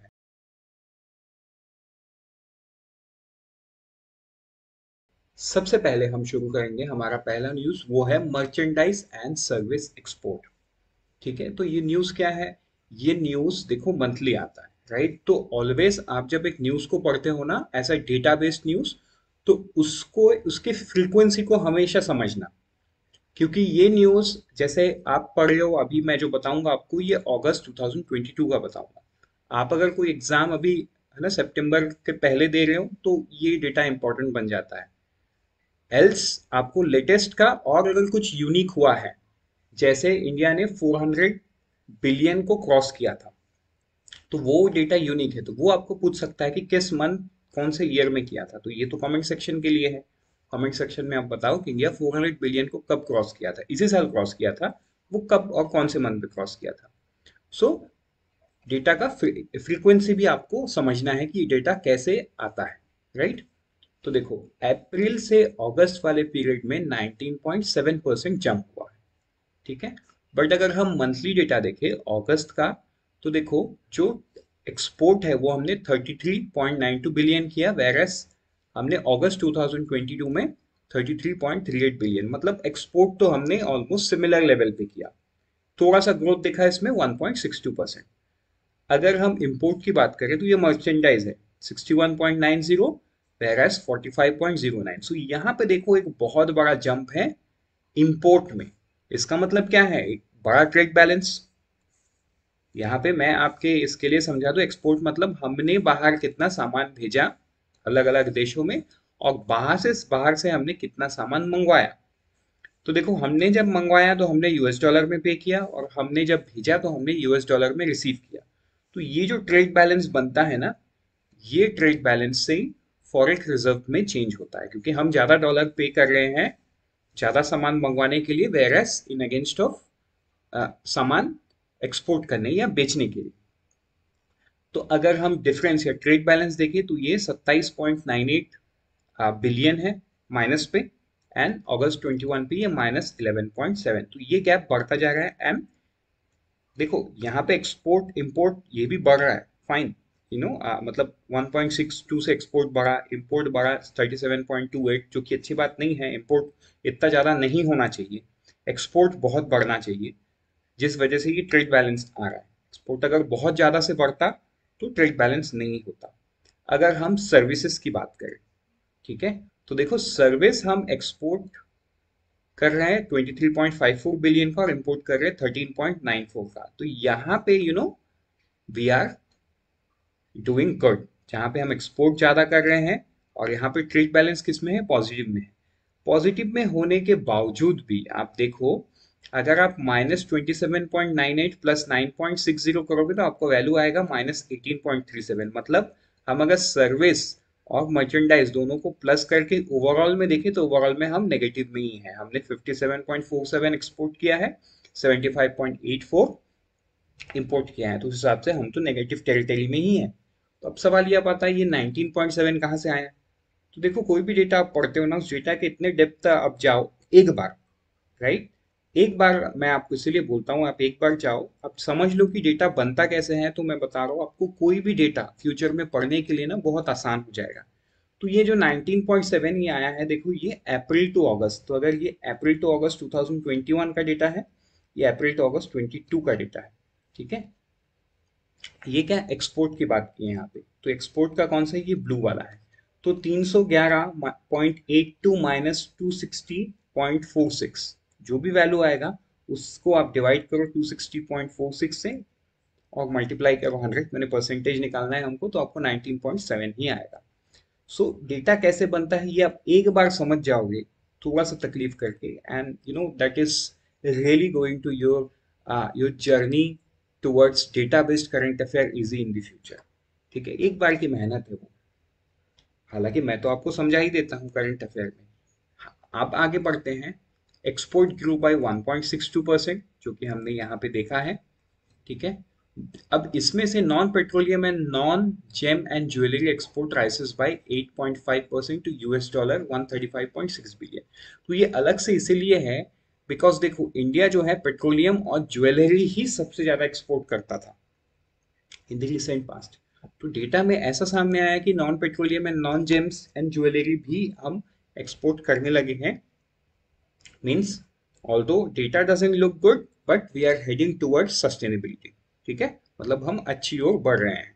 जहाँ पे हम नॉन पेट्रोलियम और जेम्स में बहुत ज़्यादा एक्सपोर्ट करते थे, आज के दिन में हम उन प्रोडक्ट को भी छोड़ ले तो वहाँ पे भी 8.5% का ग्रोथ दिख रहा है। Means other sectors are also growing. आगे बढ़ते हैं हम, हमारे नेक्स्ट न्यूज पे वो है wholesale price in India for the month of अगस्त 2020। तो देखो पिछले वाले स्लाइड पे कमेंट सेक्शन के लिए आपके पास क्या था कि 400 बिलियन इंडिया ने कब क्रॉस किया। तो इस वाले स्लाइड पे आपके लिए कमेंट सेक्शन में ये है कि WPI का डेटा कौन देता है, हु गिव्स WPI डेटा। ठीक है, हु गिव्स। अब WPI का डेटा क्या है, तो देखो ये डेटा ना अलग अलग वेट पे आता है। 22.6 रहता है primary articles, fuel and power में रहता है 13.2, मैन्युफैक्चर्ड में रहता है 64.2। एंड इन्हीं में से जहां जहां फूड है उस फूड को निकाल के देखते हैं तो 24.4 होता है, उसको अलग से बोला जाता है फूड इंडेक्स। तो अगर हम अगस्त का डेटा देखें तो इन्फ्लेशन जो है ऑल कमोडिटीज में 12.41 हुआ है। मतलब डेटा लुक्स गुड। अगर आप कंपेयर करो पिछले वाले मंथ से तो WPI is going down, and when WPI goes down immediately retail market पे डिसमिनेट नहीं होता है price, but yes in in the near future शायद प्राइस कम हो। तो देखो ये तो ऑपोजिट ट्रेंड हुआ है ना। आज से ठीक 2 दिन पहले हमने CPI का डेटा देखा था, जहां पे पिछले मंथ से इस मंथ में CPI बढ़ गया है, वेरस आज के दिन में हम WPI डेटा देख रहे हैं वो कम हो गया है। तो देखो अगर आप ये ट्रेंड को फॉलो करोगे ना तो आज से ठीक 3 से 4 महीने पहले इसका उल्टा था, CPI कम हो रहा था, WPI बढ़ रहा था। तो ये दोनों ना तुरंत तुरंत मार्केट में रिफ्लेक्ट नहीं होता। जो CPI है वो है रिटेल प्राइस, मतलब हमारे और आपके लिए प्राइस। तो ये तुरंत मार्केट में मार्केट का ही प्राइस है ये, ठीक है, तो ये तुरंत हमको समझ में आता है। लेकिन WPI and as a retail person we don't understand, मतलब हमको ये तुरंत समझ में नहीं आता है। ये होलसेल साइड पे है, ये मैन्युफैक्चरर या सप्लायर साइड का प्राइस है। तो सप्लायर साइड में प्राइस अगर कम हुआ है तो वो तुरंत मार्केट में डिसमिनेट नहीं होता है, उसको डिसमिनेट होने में ऑलमोस्ट 1 से 1.5 महीना लग जाता है। जब ये कम दाम वाला प्राइस का जो माल है, मतलब जो सामान है वो मार्केट में आना शुरू होगा, तब आपको उसका फर्क महसूस होने लगेगा कि हाँ प्राइस कम हुआ है। तो तब उसका असर कहाँ पे दिखेगा, CPI में दिखेगा। तो ये इंटरकनेक्टेड है, ठीक है।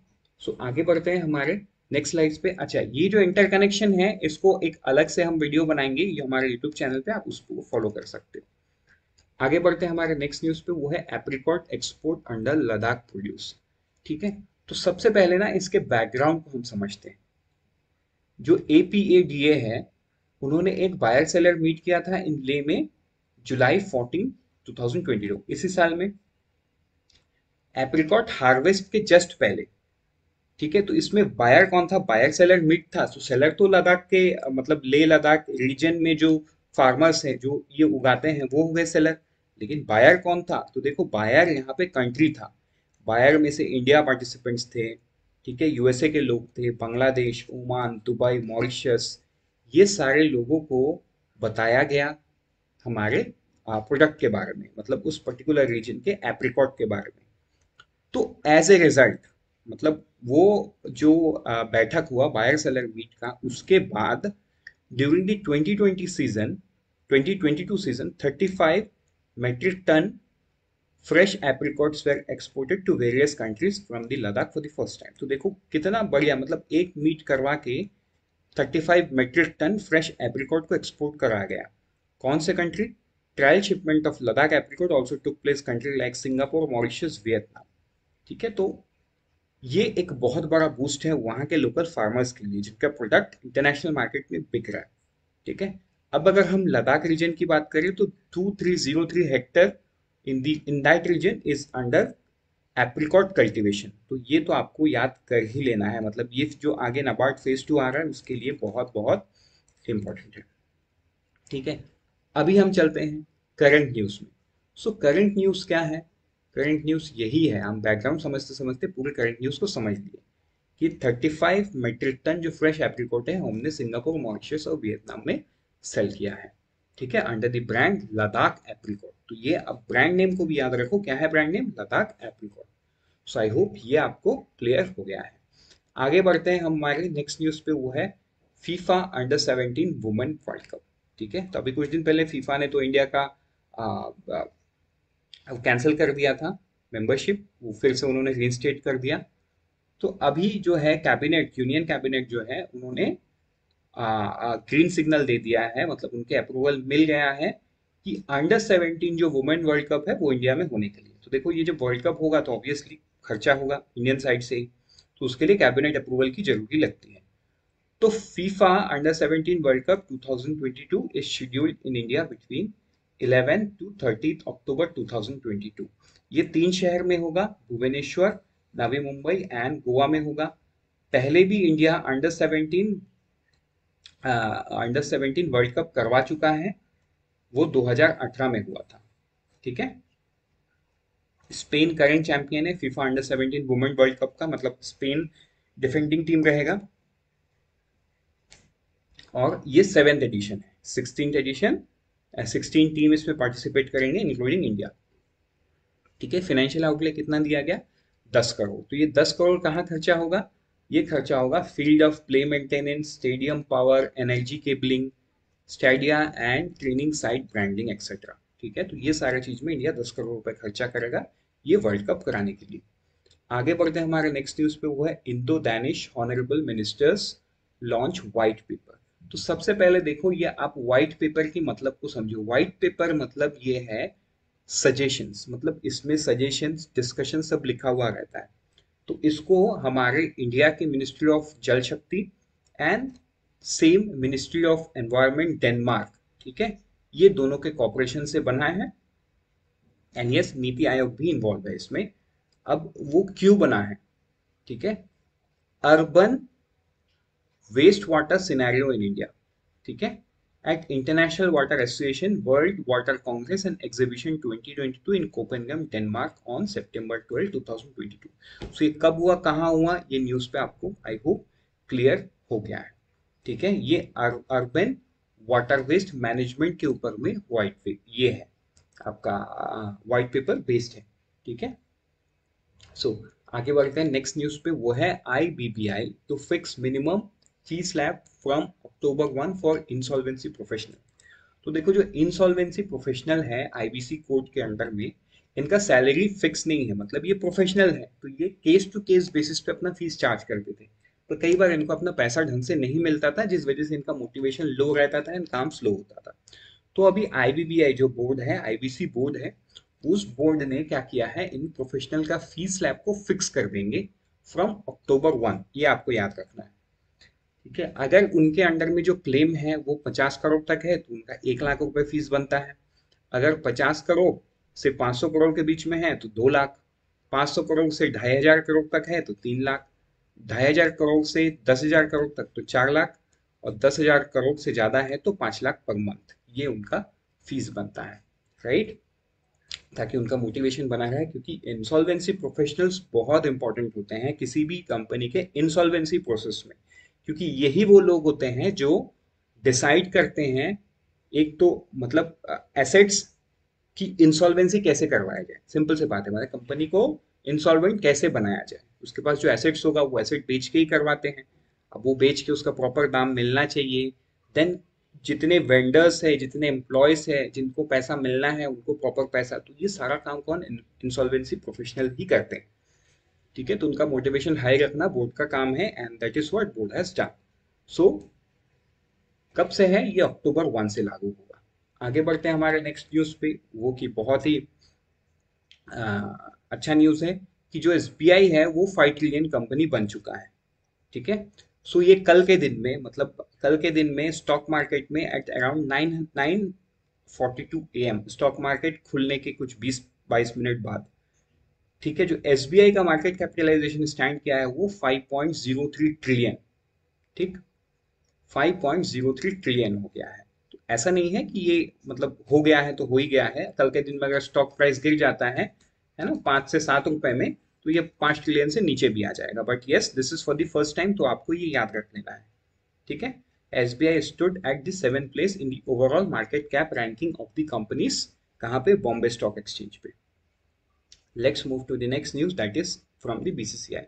तो देखो, बीसीसीआई का कॉन्स्टिट्यूशन चेंज करने के लिए सुप्रीम कोर्ट में अर्जी डाला गया था, सुप्रीम कोर्ट ने उसको एक्सेप्ट कर लिया है। सो एट अभी क्या है, नियम हो गया है कि कोई भी ऑफिस भी अगर बीसीसीआई का, वो 2 टर्म के लिए रह सकते हैं। तो स्ट्रेट एंड सिंपल 2 लोग हैं, एक है सौरव गांगुली जो चेयरमैन है, उनका एक टर्म कंप्लीट हो रहा है, उनको भी सेकंड टर्म मिल जाएगा। दूसरे हैं जय शाह जो कि सेक्रेटरी है बीसीसीआई के, उनको भी सेकंड टर्म होपफुली मिल जाएगा कॉन्टेस्ट के बाद, वो तो आगे समझ में आएगा। बट यहाँ पे न्यूज हमको ये है कि बीसीसीआई अब अपने कॉन्स्टिट्यूशन में चेंज कर चुका है, and all the office bearer can apply for the second term as well. Now let's move to few one liners. So पहला है BLO e-पत्रिका. So ECI, Election Commission of India releases BLO e-पत्रिका to establish direct communication with booth level officers. ठीक है, तो ये किसने launch किया, BLO e-पत्रिका, इलेक्शन कमीशन ऑफ इंडिया, ठीक है। क्योंकि बूथ लेवल जो ऑफिसर्स होते हैं ना, उनका उनका काम बहुत ही इंपॉर्टेंट होता है, एंड कई बार है ना चैलेंजिंग भी होता है, बिकॉज बूथ लेवल की बात करेंगे तो हम, कई बार वो रूरल एरिया में होता है, उनको बैलेट बॉक्स लेके जाना उतना दूर, इलेक्शन फेयर फेयर इससे कम ये करवाना, पॉलिटिकल प्रेशर, है ना, तो बहुत सारे लोकल चैलेंजेस आते हैं उनके सामने, still they are doing their job and बहुत बढ़िया से करते हैं। So that's why to honour them, so ECI released BLO e-पत्रिका to establish direct communication with booth level officers, ठीक है। नेक्स्ट न्यूज है कमांडर्स कॉन्फ्रेंस। तो देखो, ये जो ट्राई सर्विस कमांडर कॉन्फ्रेंस है वो 36th इन सीरीज है।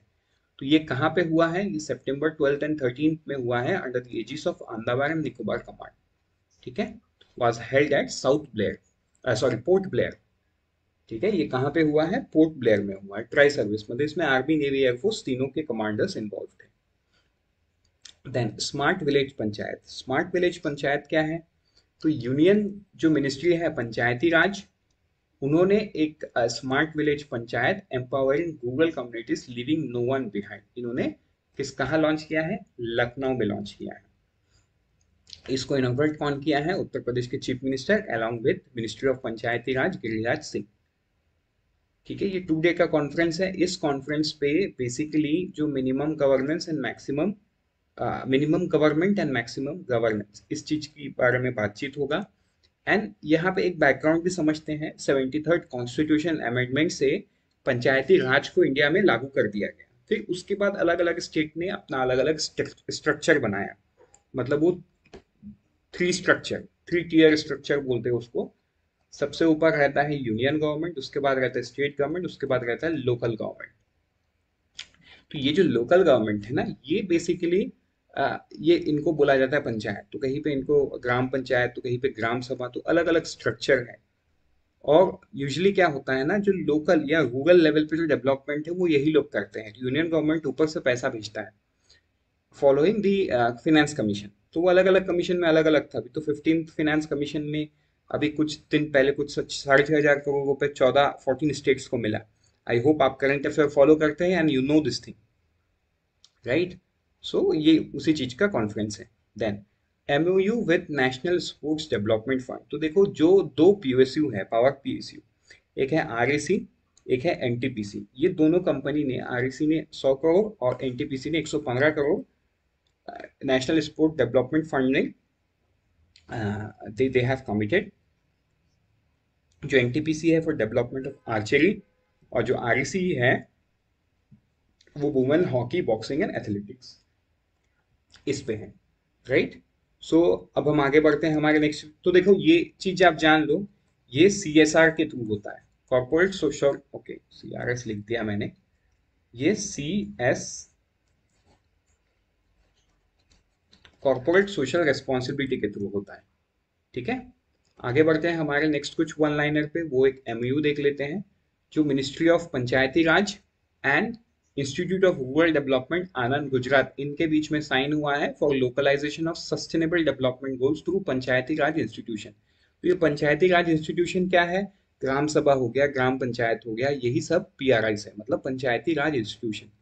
तो जो सस्टेनेबल डेवलपमेंट गोल है वो तो नेशनल लेवल पे है, राइट, या इंटरनेशनल लेवल पे है।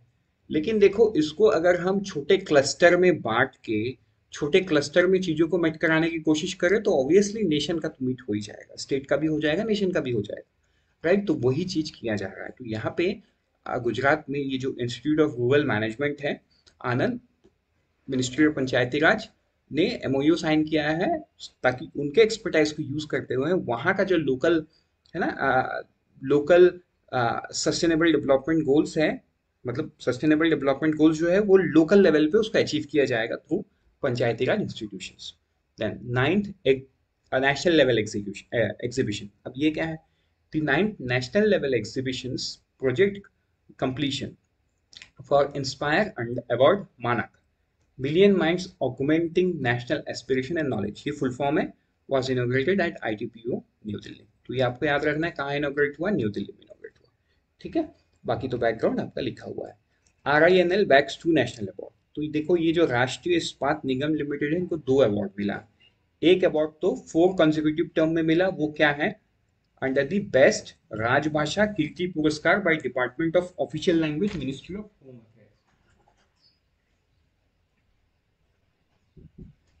ठीक है। और दूसरा जो है, ये जो अवार्ड इनको मिला ना, ये 4th कंसेक्यूटिव टर्म में मिला। दूसरा जो है, in Hindi in house magazine category, RINL's Hindi magazine Sugandha again adjusted the best magazine. तो इनका जो मैगजीन है सुगंध, इनको भी ये अवार्ड मिला। तो ये भी आपको याद कर लेना है। अब नेक्स्ट कुछ वन लाइनर पे जाते हैं। शून्य कैंपेन। तो ये जो शून्य कैंपेन है ये नीति आयोग का है, जिन्होंने 1 ईयर फर्स्ट ईयर एनिवर्सरी मनाया, ठीक है। तो शून्य कैंपेन किससे रिलेटेड है, ये रिलेटेड है तुम्हारा इलेक्ट्रिक व्हीकल से, ठीक है। शून्य is consumer awareness campaign to reduce air pollution by promoting the use of electric vehicle for ride hailing and deliveries, ठीक। The campaign has 130 industry partner including ride hailing and delivery EV companies। तो I hope ये आपको clear हो गया है। शून्य campaign ये आपको याद कर लेना है, जो जिसका कि 1 ईयर हो गया है।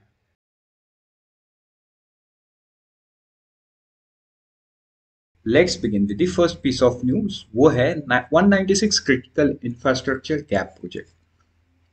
तो ये एक्चुअली में न्यूज है क्या, तो देखो 196 critical infrastructure gap project pertaining to port connectivity, movement of coal, steel and food product, किसके, as per the department of promotion of industry and internal trade.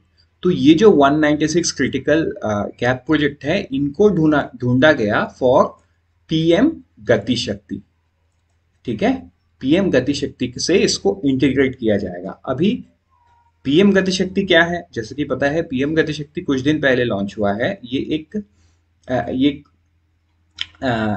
Digital technology initiative है to reduce the execution of infrastructure project. Simple से अगर मैं बात आपको समझाऊं, मान के चलो यहाँ पे आपका घर है, आपके घर के सामने से एक रोड गया है, ठीक है, तो आपने देखा कि ये रोड नया बना है, ठीक है, this is a new road. अभी कुछ दिन बाद आप देख रहे हो कि बीएसएनएल वाले इस रोड का यहाँ पे खोद के ये अपना ऑप्टिकल फाइबर केबल बिछा दिए हैं, ठीक है। तो 2 दिन बाद जल शक्ति मिशन वाले आए और फिर ये 2 जगह से खोद दिए उन्होंने, खोद के उन्होंने वाटर पाइप बिछाया, ठीक है। फिर आप तीसरे दिन देख रहे हो यहाँ पे कोई है ना एक होल बनाया गया, उस पे कुछ काम चल रहा है।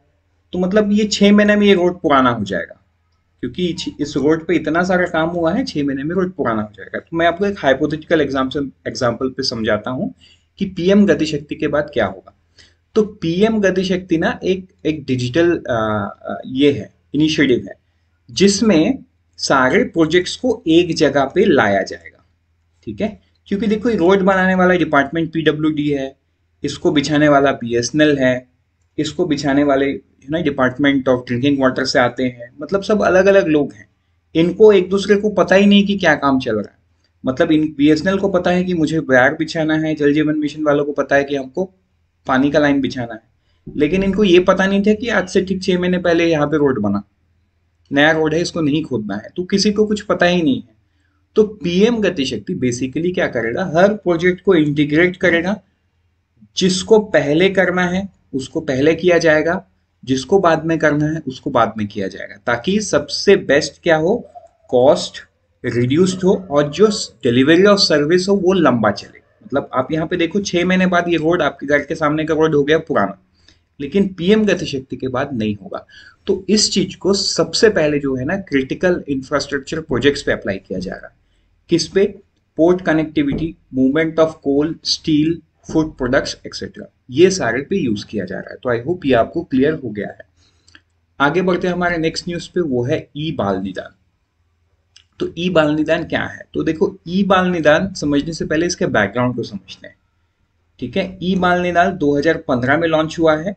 ये national commission of protection of children rights, ठीक है, मतलब बच्चों से रिलेटेड जो प्रोटेक्शन या उनके साथ जो गलत होता है, ये सारे चीज को एड्रेस करने के लिए एक ऑनलाइन पोर्टल है।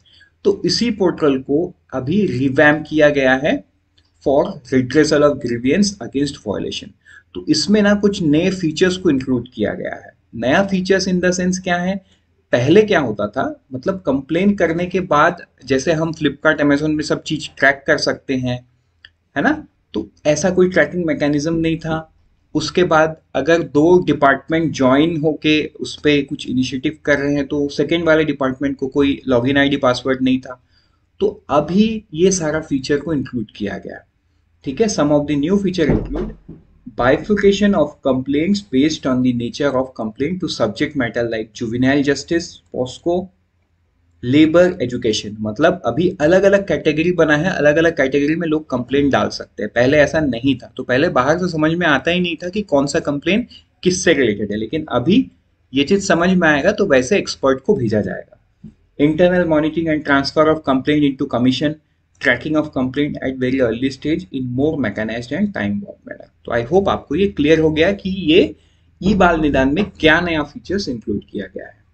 आगे बढ़ते हैं हमारे नेक्स्ट न्यूज पे, वो है ड्राफ्ट नोटिफिकेशन। क्या, ये जो ड्राफ्ट नोटिफिकेशन है ये ministry of road highway and transport ने इशू किया है। अब ये किससे रिलेटेड है, ये रिलेटेड है तुम्हारा सेकेंड हैंड कार से। मतलब अगर हम इंडिया में सेकेंड हैंड कार का मार्केट देखें तो ये मार्केट भी बहुत बड़ा है। तो नए कार का मार्केट तो ऑब्वियसली बड़ा है ही, ठीक है। मतलब एक सिंगल मैन्युफैक्चरर का ले ले मारुति सुजुकी, तो वो अपने ब्रांड के एक ही कार को 30-30 हजार यूनिट सेल कर देता है ना। इंडिया में 50 से 60 हजार कार्स पर मंथ बिकते हैं from all different manufacturers, from all different models. इसके बाहर भी जो प्री ओन कार, मतलब जो सेकेंड हैंड कार मार्केट है, ये भी बहुत बड़ा है। Now due to the online mode मतलब क्या है, एक तो OLX हो गया, दूसरा Cars24 हो गया। तो ऐसे बहुत सारे अलग अलग ऐप है जिसके थ्रू कार आज के दिन में ऑनलाइन बिक जाते हैं।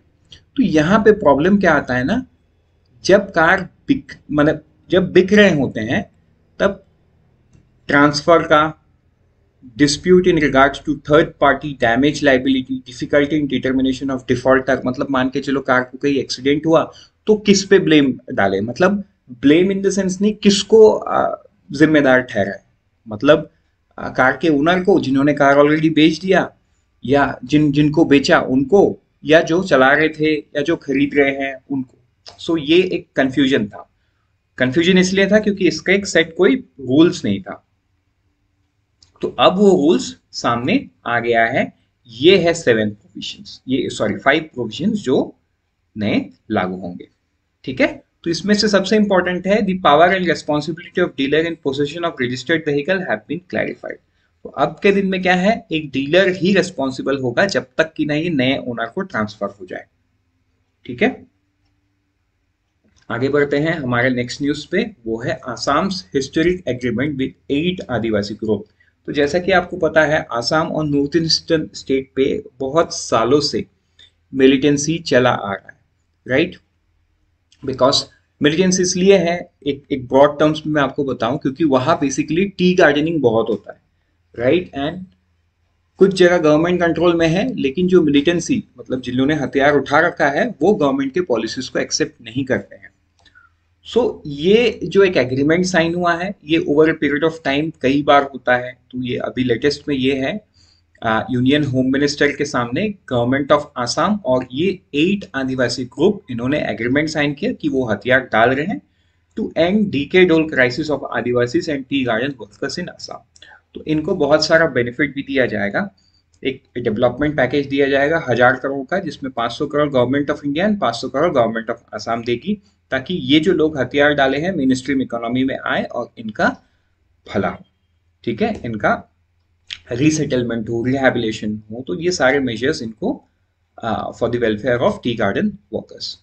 ठीक है, तो अब इससे जुड़ा हुआ कुछ चीज देखते हैं। तो मैं जैसा कि मैंने बताया कि ऐसे बहुत सारे अलग अलग एग्रीमेंट हुए हैं।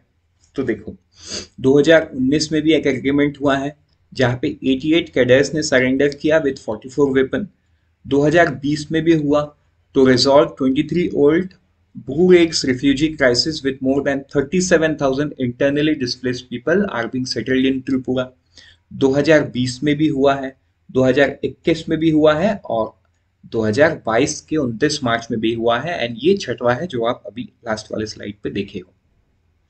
ठीक है, तो अगर हम कंपैरेटिव डेटा देखें 2006 टू 14, ठीक है, इसमें 8,700 इंसिडेंट्स हुए हैं और 2014 से लेकर 2022 तक इंसिडेंट्स सिर्फ मतलब 8-8 साल का, ठीक है, इंसिडेंट सिर्फ 3,195, मतलब 63% रिडक्शन। तो आप देख रहे हो कि ये जो एग्रीमेंट्स हो रहे हैं ये बेनिफिशियल है। ठीक है, आगे चलते हैं हमारे नेक्स्ट न्यूज पे, वो है आरबीआई का एक नोटिफिकेशन। जैसा कि आपने कुछ दिन पहले मॉनेटरी पॉलिसी वाले न्यूज पे देखा था कि रिजर्व बैंक ऑफ इंडिया ने जो बीपीपीएस है, भारत बिल पेमेंट सर्विस, इसको एनआरआई लोगों के लिए खोल दिया है। मतलब जो एनआरआई अमेरिका में बैठा हुआ है, डॉलर में कमा रहा है, उनके जो एक्सटेंडेड फैमिली इंडिया में है, अभी वो उनके लिए बहुत सारा काम यूएस में बैठ के ही कर पाएंगे using this Bharat bill payment system. तो ये पूरा कैसे काम करेगा इसको हम एक अलग से वीडियो में देखेंगे, जो हम 1-2 दिन में ही हमारे यूट्यूब चैनल पे रिलीज हो जाएगा। ठीक है, so do write it in the comment section if you want this earlier so that you know that motivates us, as simple as that। आगे बढ़ते हैं हमारे नेक्स्ट न्यूज पे, GDP rate cut by Fitch and India rating. तो देखो ये ऊपर का जितना न्यूज है ये आप ऑलरेडी पढ़ चुके हो। मतलब गवर्नमेंट ने अपने टारगेट को मिस किया है, 15% के आसपास का जीडीपी ग्रोथ का टारगेट था, लेकिन हमने Q1 में सिर्फ 13.5 ग्रो किया है। तो ऑब्वियस सी बात है जितने लोगों ने अपना प्रोजेक्शन दिया था साल भर का, वो प्रोजेक्शन अभी कट करेंगे। एसबीआई ने कट किया 7.5 से 6.8, गोल्डमैन सच ने भी किया, सिटी ग्रुप ने किया, मूडीज ने किया। तो आज के दिन में लेटेस्ट ने कौन किया, फिच रेटिंग्स ने किया है, 7.8 से 7 उन्होंने बोला है, और फिच रेटिंग इंडिया रेटिंग्स ने 7 से 6.9 उन्होंने बोला है। तो ये आपको ध्यान देना है। आगे बढ़ते हैं हमारे नेक्स्ट न्यूज पे, वो है स्पेशल रूपी वॉश थ्रू अकाउंट। तो देखो ये एज ए इंफॉर्मेशन है, मतलब ये अभी तक सिर्फ डिस्कशन में ही है, ऐसा कुछ हुआ नहीं है।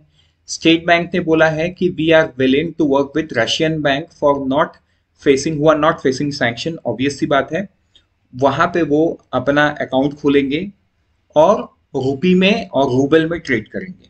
ठीक है, मतलब मान के चलो जो रशिया से हम इंपोर्ट करते हैं सामान, उसमें हमको पेमेंट करना होगा तो ये बैंक अकाउंट यूज होगा रूबल में पेमेंट करने के लिए, और रशिया हमसे जो सामान खरीदता होगा ये बैंक अकाउंट में वो डिपॉजिट करेगा अपने एक्सपोर्ट का बिल पे करने के लिए, सॉरी सॉरी अपने इंपोर्ट का बिल पे करने के लिए फ्रॉम इंडिया, राइट। तो ये रुपी अकाउंट होगा। सो आई होप ये आपको क्लियर हो गया है। एंड ऐसा एसबीआई ने क्यों कहा है, बिकॉज जुलाई के मंथ में रिजर्व बैंक ऑफ इंडिया ने अलाउ किया था including SBI to open the special rupee vostro account to promote invoicing in Indian rupees subject to certain safeguards। ठीक है, आगे बढ़ते हैं हमारे नेक्स्ट न्यूज पे, वो है इथेरियम अपग्रेड्स टेक्नोलॉजी। तो यहाँ पे आपको याद सिर्फ इसको रखना है मर्ज और कुछ नहीं। देखो इथेरियम एक बिटकॉइन है, ठीक है,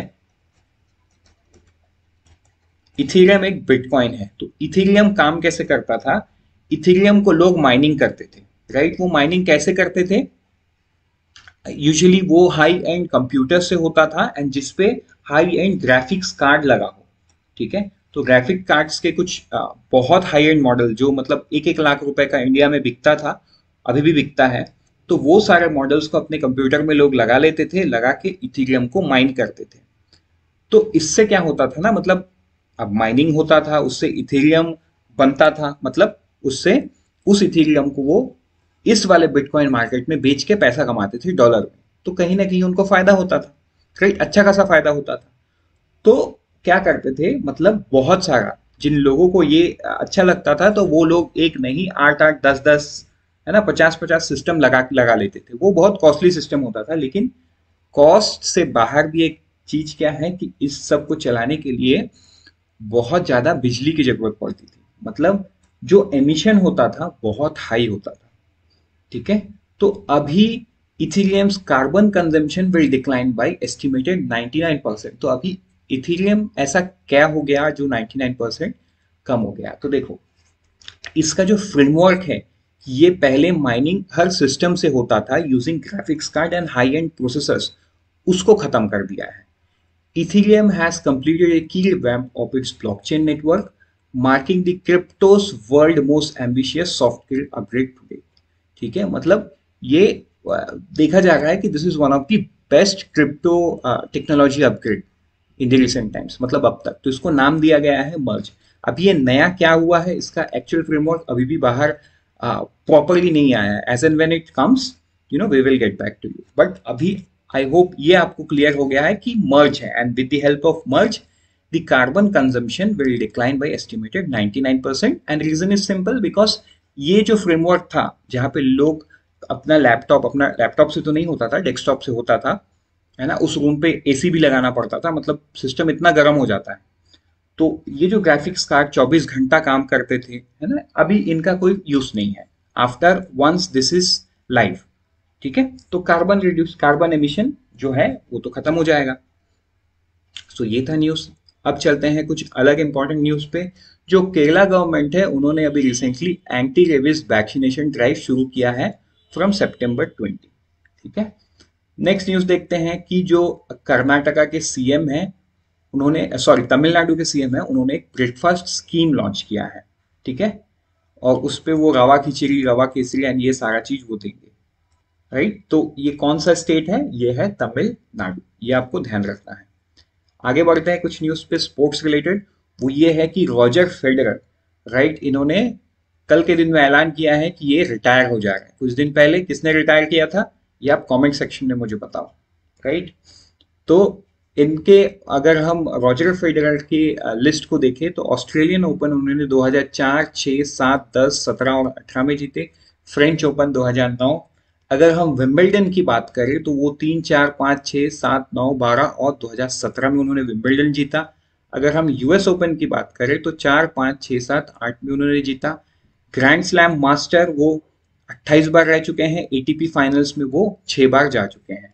ठीक है, ओलंपिक गोल्ड मेडल डबल्स 2008 में उन्होंने 1 बार जीता। डेविस कप 2014 उन्होंने 1 बार जीता। So very long career, very decorated career, बहुत ही अच्छे प्लेयर।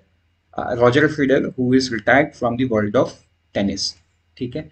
उसके बाद जो 15 साल के प्रणव आनंद है इंडिया के, he has become the 76th grandmaster, right? So this is very one of the very good moment for India, where a 15-year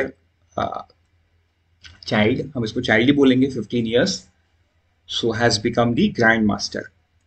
So with this let's move to few one-liners. थाल सैनिक camp, तो ये जो थाल सैनिक camp है ये NCC का कैंप है जिसको दिल्ली कैंप में करवाया जा रहा है। उसके बाद रामकृष्ण मिशन अवेकनिंग प्रोग्राम, तो ये बहुत इंपॉर्टेंट है। इसको यूनियन जो education minister and skill development minister है धर्मेंद्र प्रधान, उन्होंने इसको लॉन्च किया है फॉर द क्लासेस 1 to 5।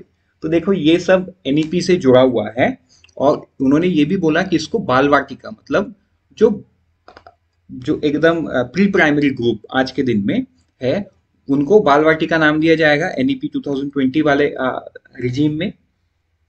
सो उस पे भी कैसे इनकलकेट किया जाए उन्होंने ये भी बोला है।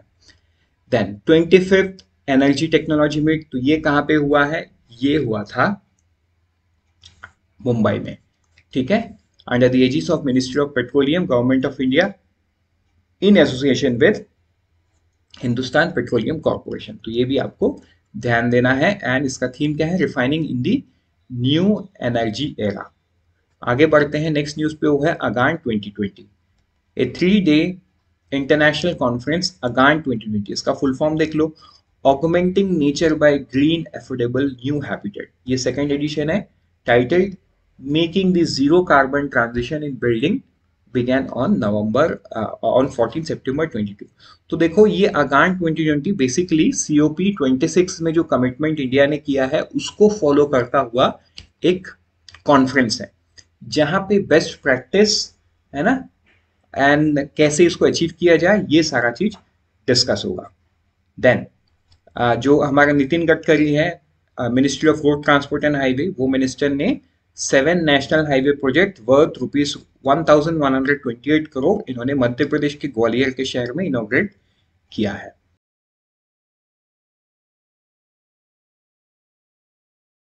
शुरू करते हैं हमारा सबसे पहले न्यूज से, वो है MCI revised threshold for paid up capital of the small companies, right. तो देखो बेसिकली ये कॉम्प्लेक्सिटी को दूर करते हैं और सीधा सीधा लैंग्वेज में आपको बताते क्या है। सीधा सीधा ये है कि स्मॉल कंपनीज के डेफिनेशन को चेंज किया गया है। ऐसा नहीं है कि पहली बार किया गया है। हम इसको देखते हैं सबसे पहले, मतलब ये जो कंपनीज एक्ट 2013 में ही इसका डेफिनेशन है। इस थ्रेशोल्ड को कम किया गया, नॉट एक्सीडिंग ₹50 लाख, मतलब paid up capital not exceeding ₹50 lakh to not exceeding ₹2 crore. ठीक, देखो यहाँ पे दो चीज डिस्कस हुई हो, एक होगा पेड अप कैपिटल, दूसरा होगा टर्नओवर, ठीक है, and turnover from 2 crore to existing 20 crore. अब क्या चेंज हुआ है, ये वाला लाइन आपके करंट अफेयर पर्पज से बहुत काम का है।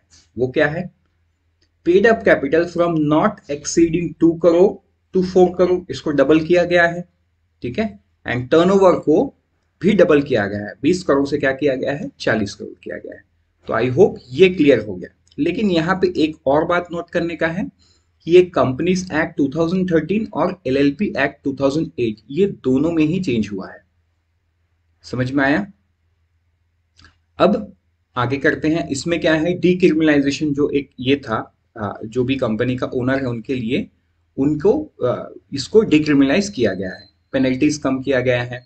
अब यहाँ पे इसका अगर हम कुछ बेनिफिट्स को देखें, एक तो स्मॉल कंपनीज पे पेनल्टी कम लगेगा। अब ये सवाल स्मॉल कंपनीज किसको बोलते हैं, तो स्मॉल कंपनीज ये वाले डेफिनेशन से जो बाहर आते हैं उनको बोलते हैं, मतलब जिनका टर्नओवर 40 करोड़ से कम है और जिनका paid up capital not exceeding 4 crore है, ये लोग स्मॉल कंपनीज बोले जाएंगे।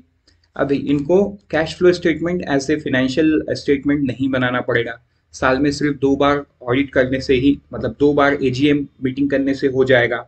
उसके बाद जो annual return of the company है वो कंपनी सेक्रेटरी अगर नहीं भी है तो डायरेक्टर साइन कर सकता है, ठीक है। तो ये सारा बेनिफिट्स मिलेगा स्मॉल कंपनी को। आगे चलते हैं हमारे नेक्स्ट न्यूज पे, SCO समिट। तो ये न्यूज तो आपको पता ही है, हमारे जो प्राइम मिनिस्टर हैं वो अभी कहाँ पे है, समरकंद में है, राइट। समरकंद में वो SCO समिट को अटेंड करने गए हैं। नाउ ये जो फर्स्ट सेशन है इसमें कौन कौन था मेंबर था? India, China, Pakistan, Kazakhstan, Kyrgyzstan, Russia, Tajikistan and Uzbekistan. ये सारे कंट्रीज ने पार्टिसिपेट किया है।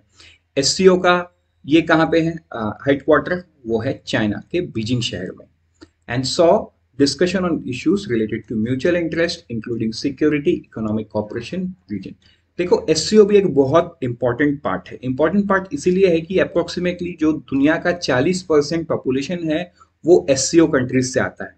तो सबसे दो जो मेजर कंट्री है पॉपुलेटेड कंट्री वो है इंडिया, चाइना, इसके अंदर में है। मतलब आप ऐसा मान के चलो इंडिया चाइना एक ही काउंसिल के अंदर में किसी भी जगह पे हो। फॉर एग्जाम्पल ब्रिक्स नेशन में भी जहां पे इंडिया चाइना दोनों है वहां के भी आप पॉपुलेशन को देखोगे तो बहुत बड़ा दिखेगा, राइट। तो इसीलिए ये सब इंपॉर्टेंट हो जाता है क्योंकि जो मेजर डिसीजन एससीओ समिट में आता है वो 40% of the people on the planet उनके लाइफ को इम्पैक्ट कर सकता है।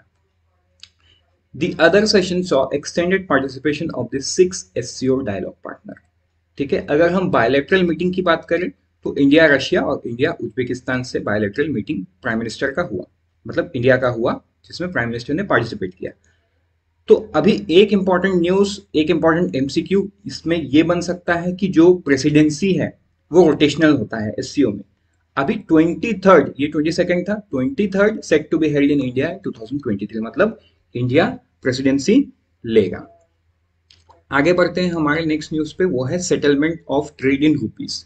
न्यूज क्या है? The commerce ministry on Friday allowed invoicing, payment and settlement of export import in Indian rupees, A move aimed at facilitating trade in the domestic currency. ठीक है, तो ये क्या है? तो अगर हम इसके फ्रेमवर्क की बात करें तो रिजर्व बैंक ऑफ इंडिया है, जुलाई में उन्होंने एक नोटिफिकेशन लाया था जहां पे उन्होंने बोला कि मतलब अलाउ किया है arrangement for export and import transaction in Indian rupees in view of increasing interest of the global trading communities in the domestic currency. ठीक है, accordingly it said settlement of trade transaction in INR may also take place through a special vostro account। तो ये कैसे होगा? Special Vostro account के through होगा। अब special Vostro account कैसे काम करता है ये तो हमने कल के करंट अफेयर में देख लिया है, तो इसको हम यहाँ पे डिस्कस नहीं करेंगे।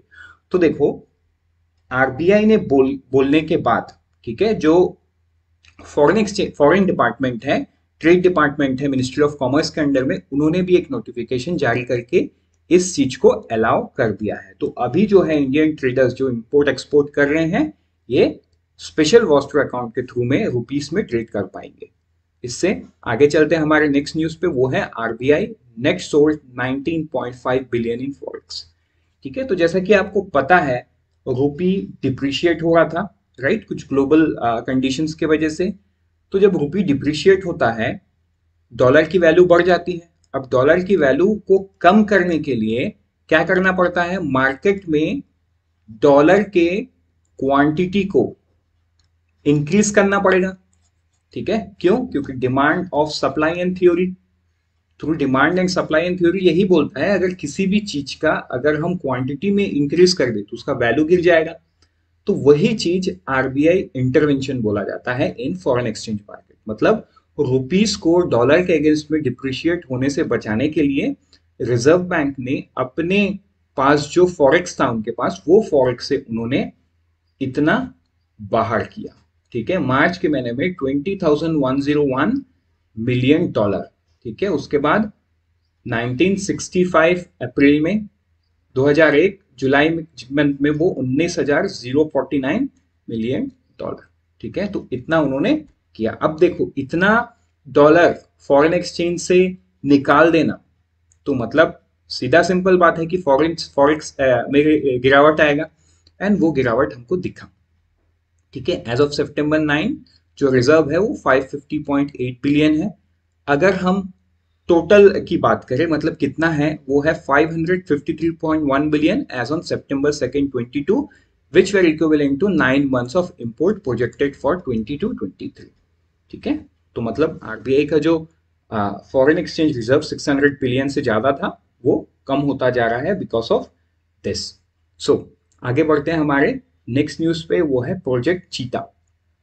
तो आपने शायद इसको न्यूज में ऑलरेडी पढ़ा होगा। ये थोड़ा सा मतलब मोस्ट ऑफ न्यूज है, बिकॉज देश में ऐसा पहली बार हो रहा है कि एक एक्सटिंक्ट एनिमल को रीइंट्रोड्यूस किया जा रहा है। यह है 8 अफ्रीकन चीता। ठीक है, इसमें से 5 फीमेल है, 3 मेल है। ये कहाँ पे इंट्रोड्यूस किया जाएगा? Kuno national park in Madhya Pradesh. And मैं इस लेक्चर को जब रिकॉर्ड कर रहा हूँ तब का लेटेस्ट न्यूज है, somewhere around 9 AM in the morning. तब का न्यूज ऐसा है कि the flight has already landed, जो नाम्बिया से इन 8 चीता को कैरी कर रहा है। टू मार्क दिस अराइवल, जो प्राइम मिनिस्टर हैं, आज 17 सितंबर को उनका बर्थडे भी है, तो वो इन चीता को कूनो नेशनल पार्क के जंगल में छोड़ेंगे। अगर हम इसके बैकग्राउंड की बात करें तो बैकग्राउंड में ऐसा है कि सुप्रीम कोर्ट जनवरी 2020 में अप्रूव कर दिया था as a pilot programme to reintroduce this species to India. इसके लिए MOU साइन किया गया किसके साथ? रिपब्लिक ऑफ नाम्बिया के साथ। ये नाम्बिया से आ रहा है। ये प्रोजेक्ट कॉस्ट कितना है? 96 करोड़ रुपीस टोटल। इसको एक बोइंग 747 जेट से लाया जा रहा है। ठीक है, और इसमें 96 करोड़ के ऊपर इंडियन ऑयल कॉर्पोरेशन ने एडिशनल 50 करोड़ रुपीस दिया हुआ है। ठीक है, तो ये आप जान लो। यहां पे एक MCQ बन सकता है कि चिंटू चीता क्या है, राइट? व्हाट इज चिंटू चीता? तो चिंटू जो चीता है, ये मैस्कॉट का नाम दिया गया है। ये मैस्कॉट होंगे चीता मित्रास, मतलब जो लोकल लोग होंगे वहां के, जो कूनो नेशनल पार्क के आसपास लोग होंगे, उनको ये चिंटू चीता नाम दिया गया है। आई होप ये क्लियर है आपको। नेक्स्ट हम देखते हैं RBI से रिलेटेड एक न्यूज। ये state of the economy report है, जिसको हम अलग से पढ़ेंगे। वो भी हमारे यूट्यूब चैनल पे जल्दी रिलीज हो जाएगा, बिकॉज वो थोड़ा सा लंबा है। इसको करंट अफेयर में इंक्लूड करना तो करंट अफेयर बहुत लंबा बन जाता। सो इन दैट केस उसको हम अलग से ही पढ़ेंगे। So let's move to the next few one liners. So सबसे पहला है शंघाई कोऑपरेशन काउंसिल। ठीक है, तो ये 22 का जो मीटिंग है, इसको प्राइम मिनिस्टर ने समरकंद उज्बेकिस्तान में अटेंड किया हुआ है, right? Then SCO tourism and cultural capital, ये बहुत इंपॉर्टेंट न्यूज है फ्रॉम दी MCQ पर्सपेक्टिव। ये जो सिटी है Varanasi has been nominated as the first ever SCO tourism and cultural capital. तो इससे होगा क्या? SCO देश से कई सारे लोग आएंगे वाराणसी में घूमने के लिए। ठीक है, these events are expected to attract Indologists, scholars, authors, musicians, artists, photojournalists, travel bloggers and other invited guests. इससे टूरिज्म भी बढ़ेगा एंड वहां के लोकल इकोनॉमी को भी बूस्ट मिलेगा। ठीक है, आगे बढ़ते हैं नेक्स्ट न्यूज पे, वो है नेशनल लॉजिस्टिक पॉलिसी। तो इसका डिटेल्स जो है ना, ये लॉन्च होने के बाद ही हम देखेंगे। ये आज के दिन में लॉन्च होगा। ठीक है, तो ये रिलेटेड किससे है? Policy to boost ease of doing business and ease of living. आगे बढ़ते हैं नेक्स्ट कुछ वन लाइनर पे, वो है 9th session of governing body of ITP GRFA। अब ये क्या है? ये है India will host 9th session of governing body of international treaty on plant genetic resources for food and agriculture. तो ये मिनिस्ट्री ऑफ एग्रीकल्चर से जुड़ा हुआ है एंड ये आपको जान लेना है कि India will host the 9th session of the governing body 19 से 24 सितंबर के बीच में इन न्यू दिल्ली। नेक्स्ट न्यूज, कृतज्ञ 3.0। अब ये कृतज्ञ 3.0 है क्या? ये जो ICAR है, with its national agriculture higher education project and crop science division is organising hackathon. ये एक हैकेथॉन है Kritagya 3.0 on promoting seed breeding for crop improvement. तो हैकेथॉन से हमको क्या समझ में आता है? हैकेथॉन में क्या होता है ना, प्रॉब्लम स्टेटमेंट दिया जाता है और लोगों को इन्वाइट किया जाता है कि आप आओ अपना इनोवेशन बताओ, है ना, इस प्रॉब्लम का सॉल्यूशन ढूंढो।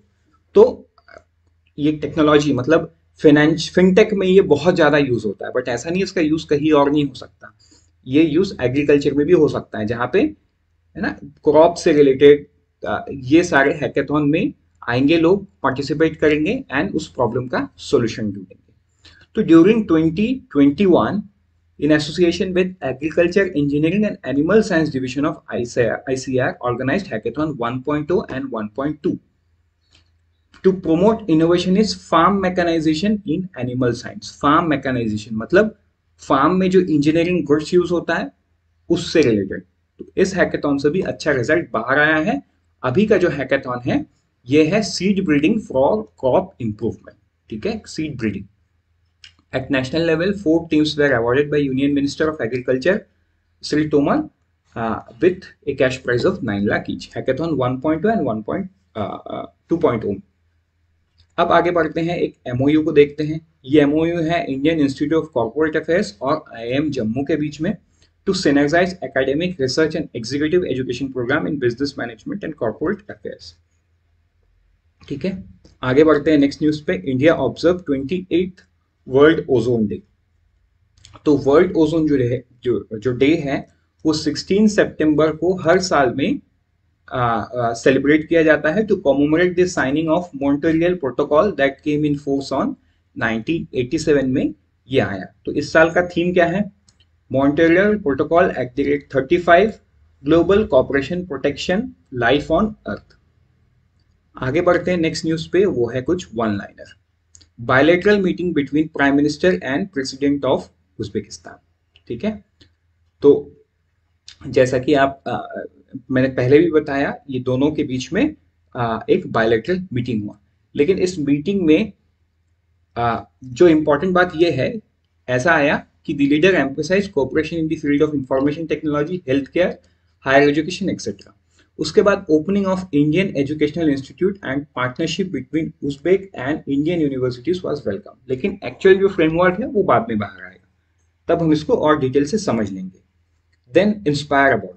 इंस्पायर अवार्ड क्या है? ये जो अवार्ड है to award 60 startup and financial support to 53,021 students. तो ये जो बच्चे हैं ना, ये छोटे बच्चे हैं जो साइंटिफिक माइंडसेट है इनका, राइट. तो इनको ये अवार्ड दिया जाता है along with financial support of 10,000 rupees. ये स्कूल गोइंग चिल्ड्रन है, so that they can develop prototype of the idea which they have submitted for this scheme. तो उन्होंने कुछ आइडिया सबमिट किया है, उसके प्रोटोटाइप को बिल्ड करने के लिए गवर्नमेंट इनको 10,000 रुपए का फाइनेंशियल सपोर्ट भी देती है, right. Next, national technical textile mission.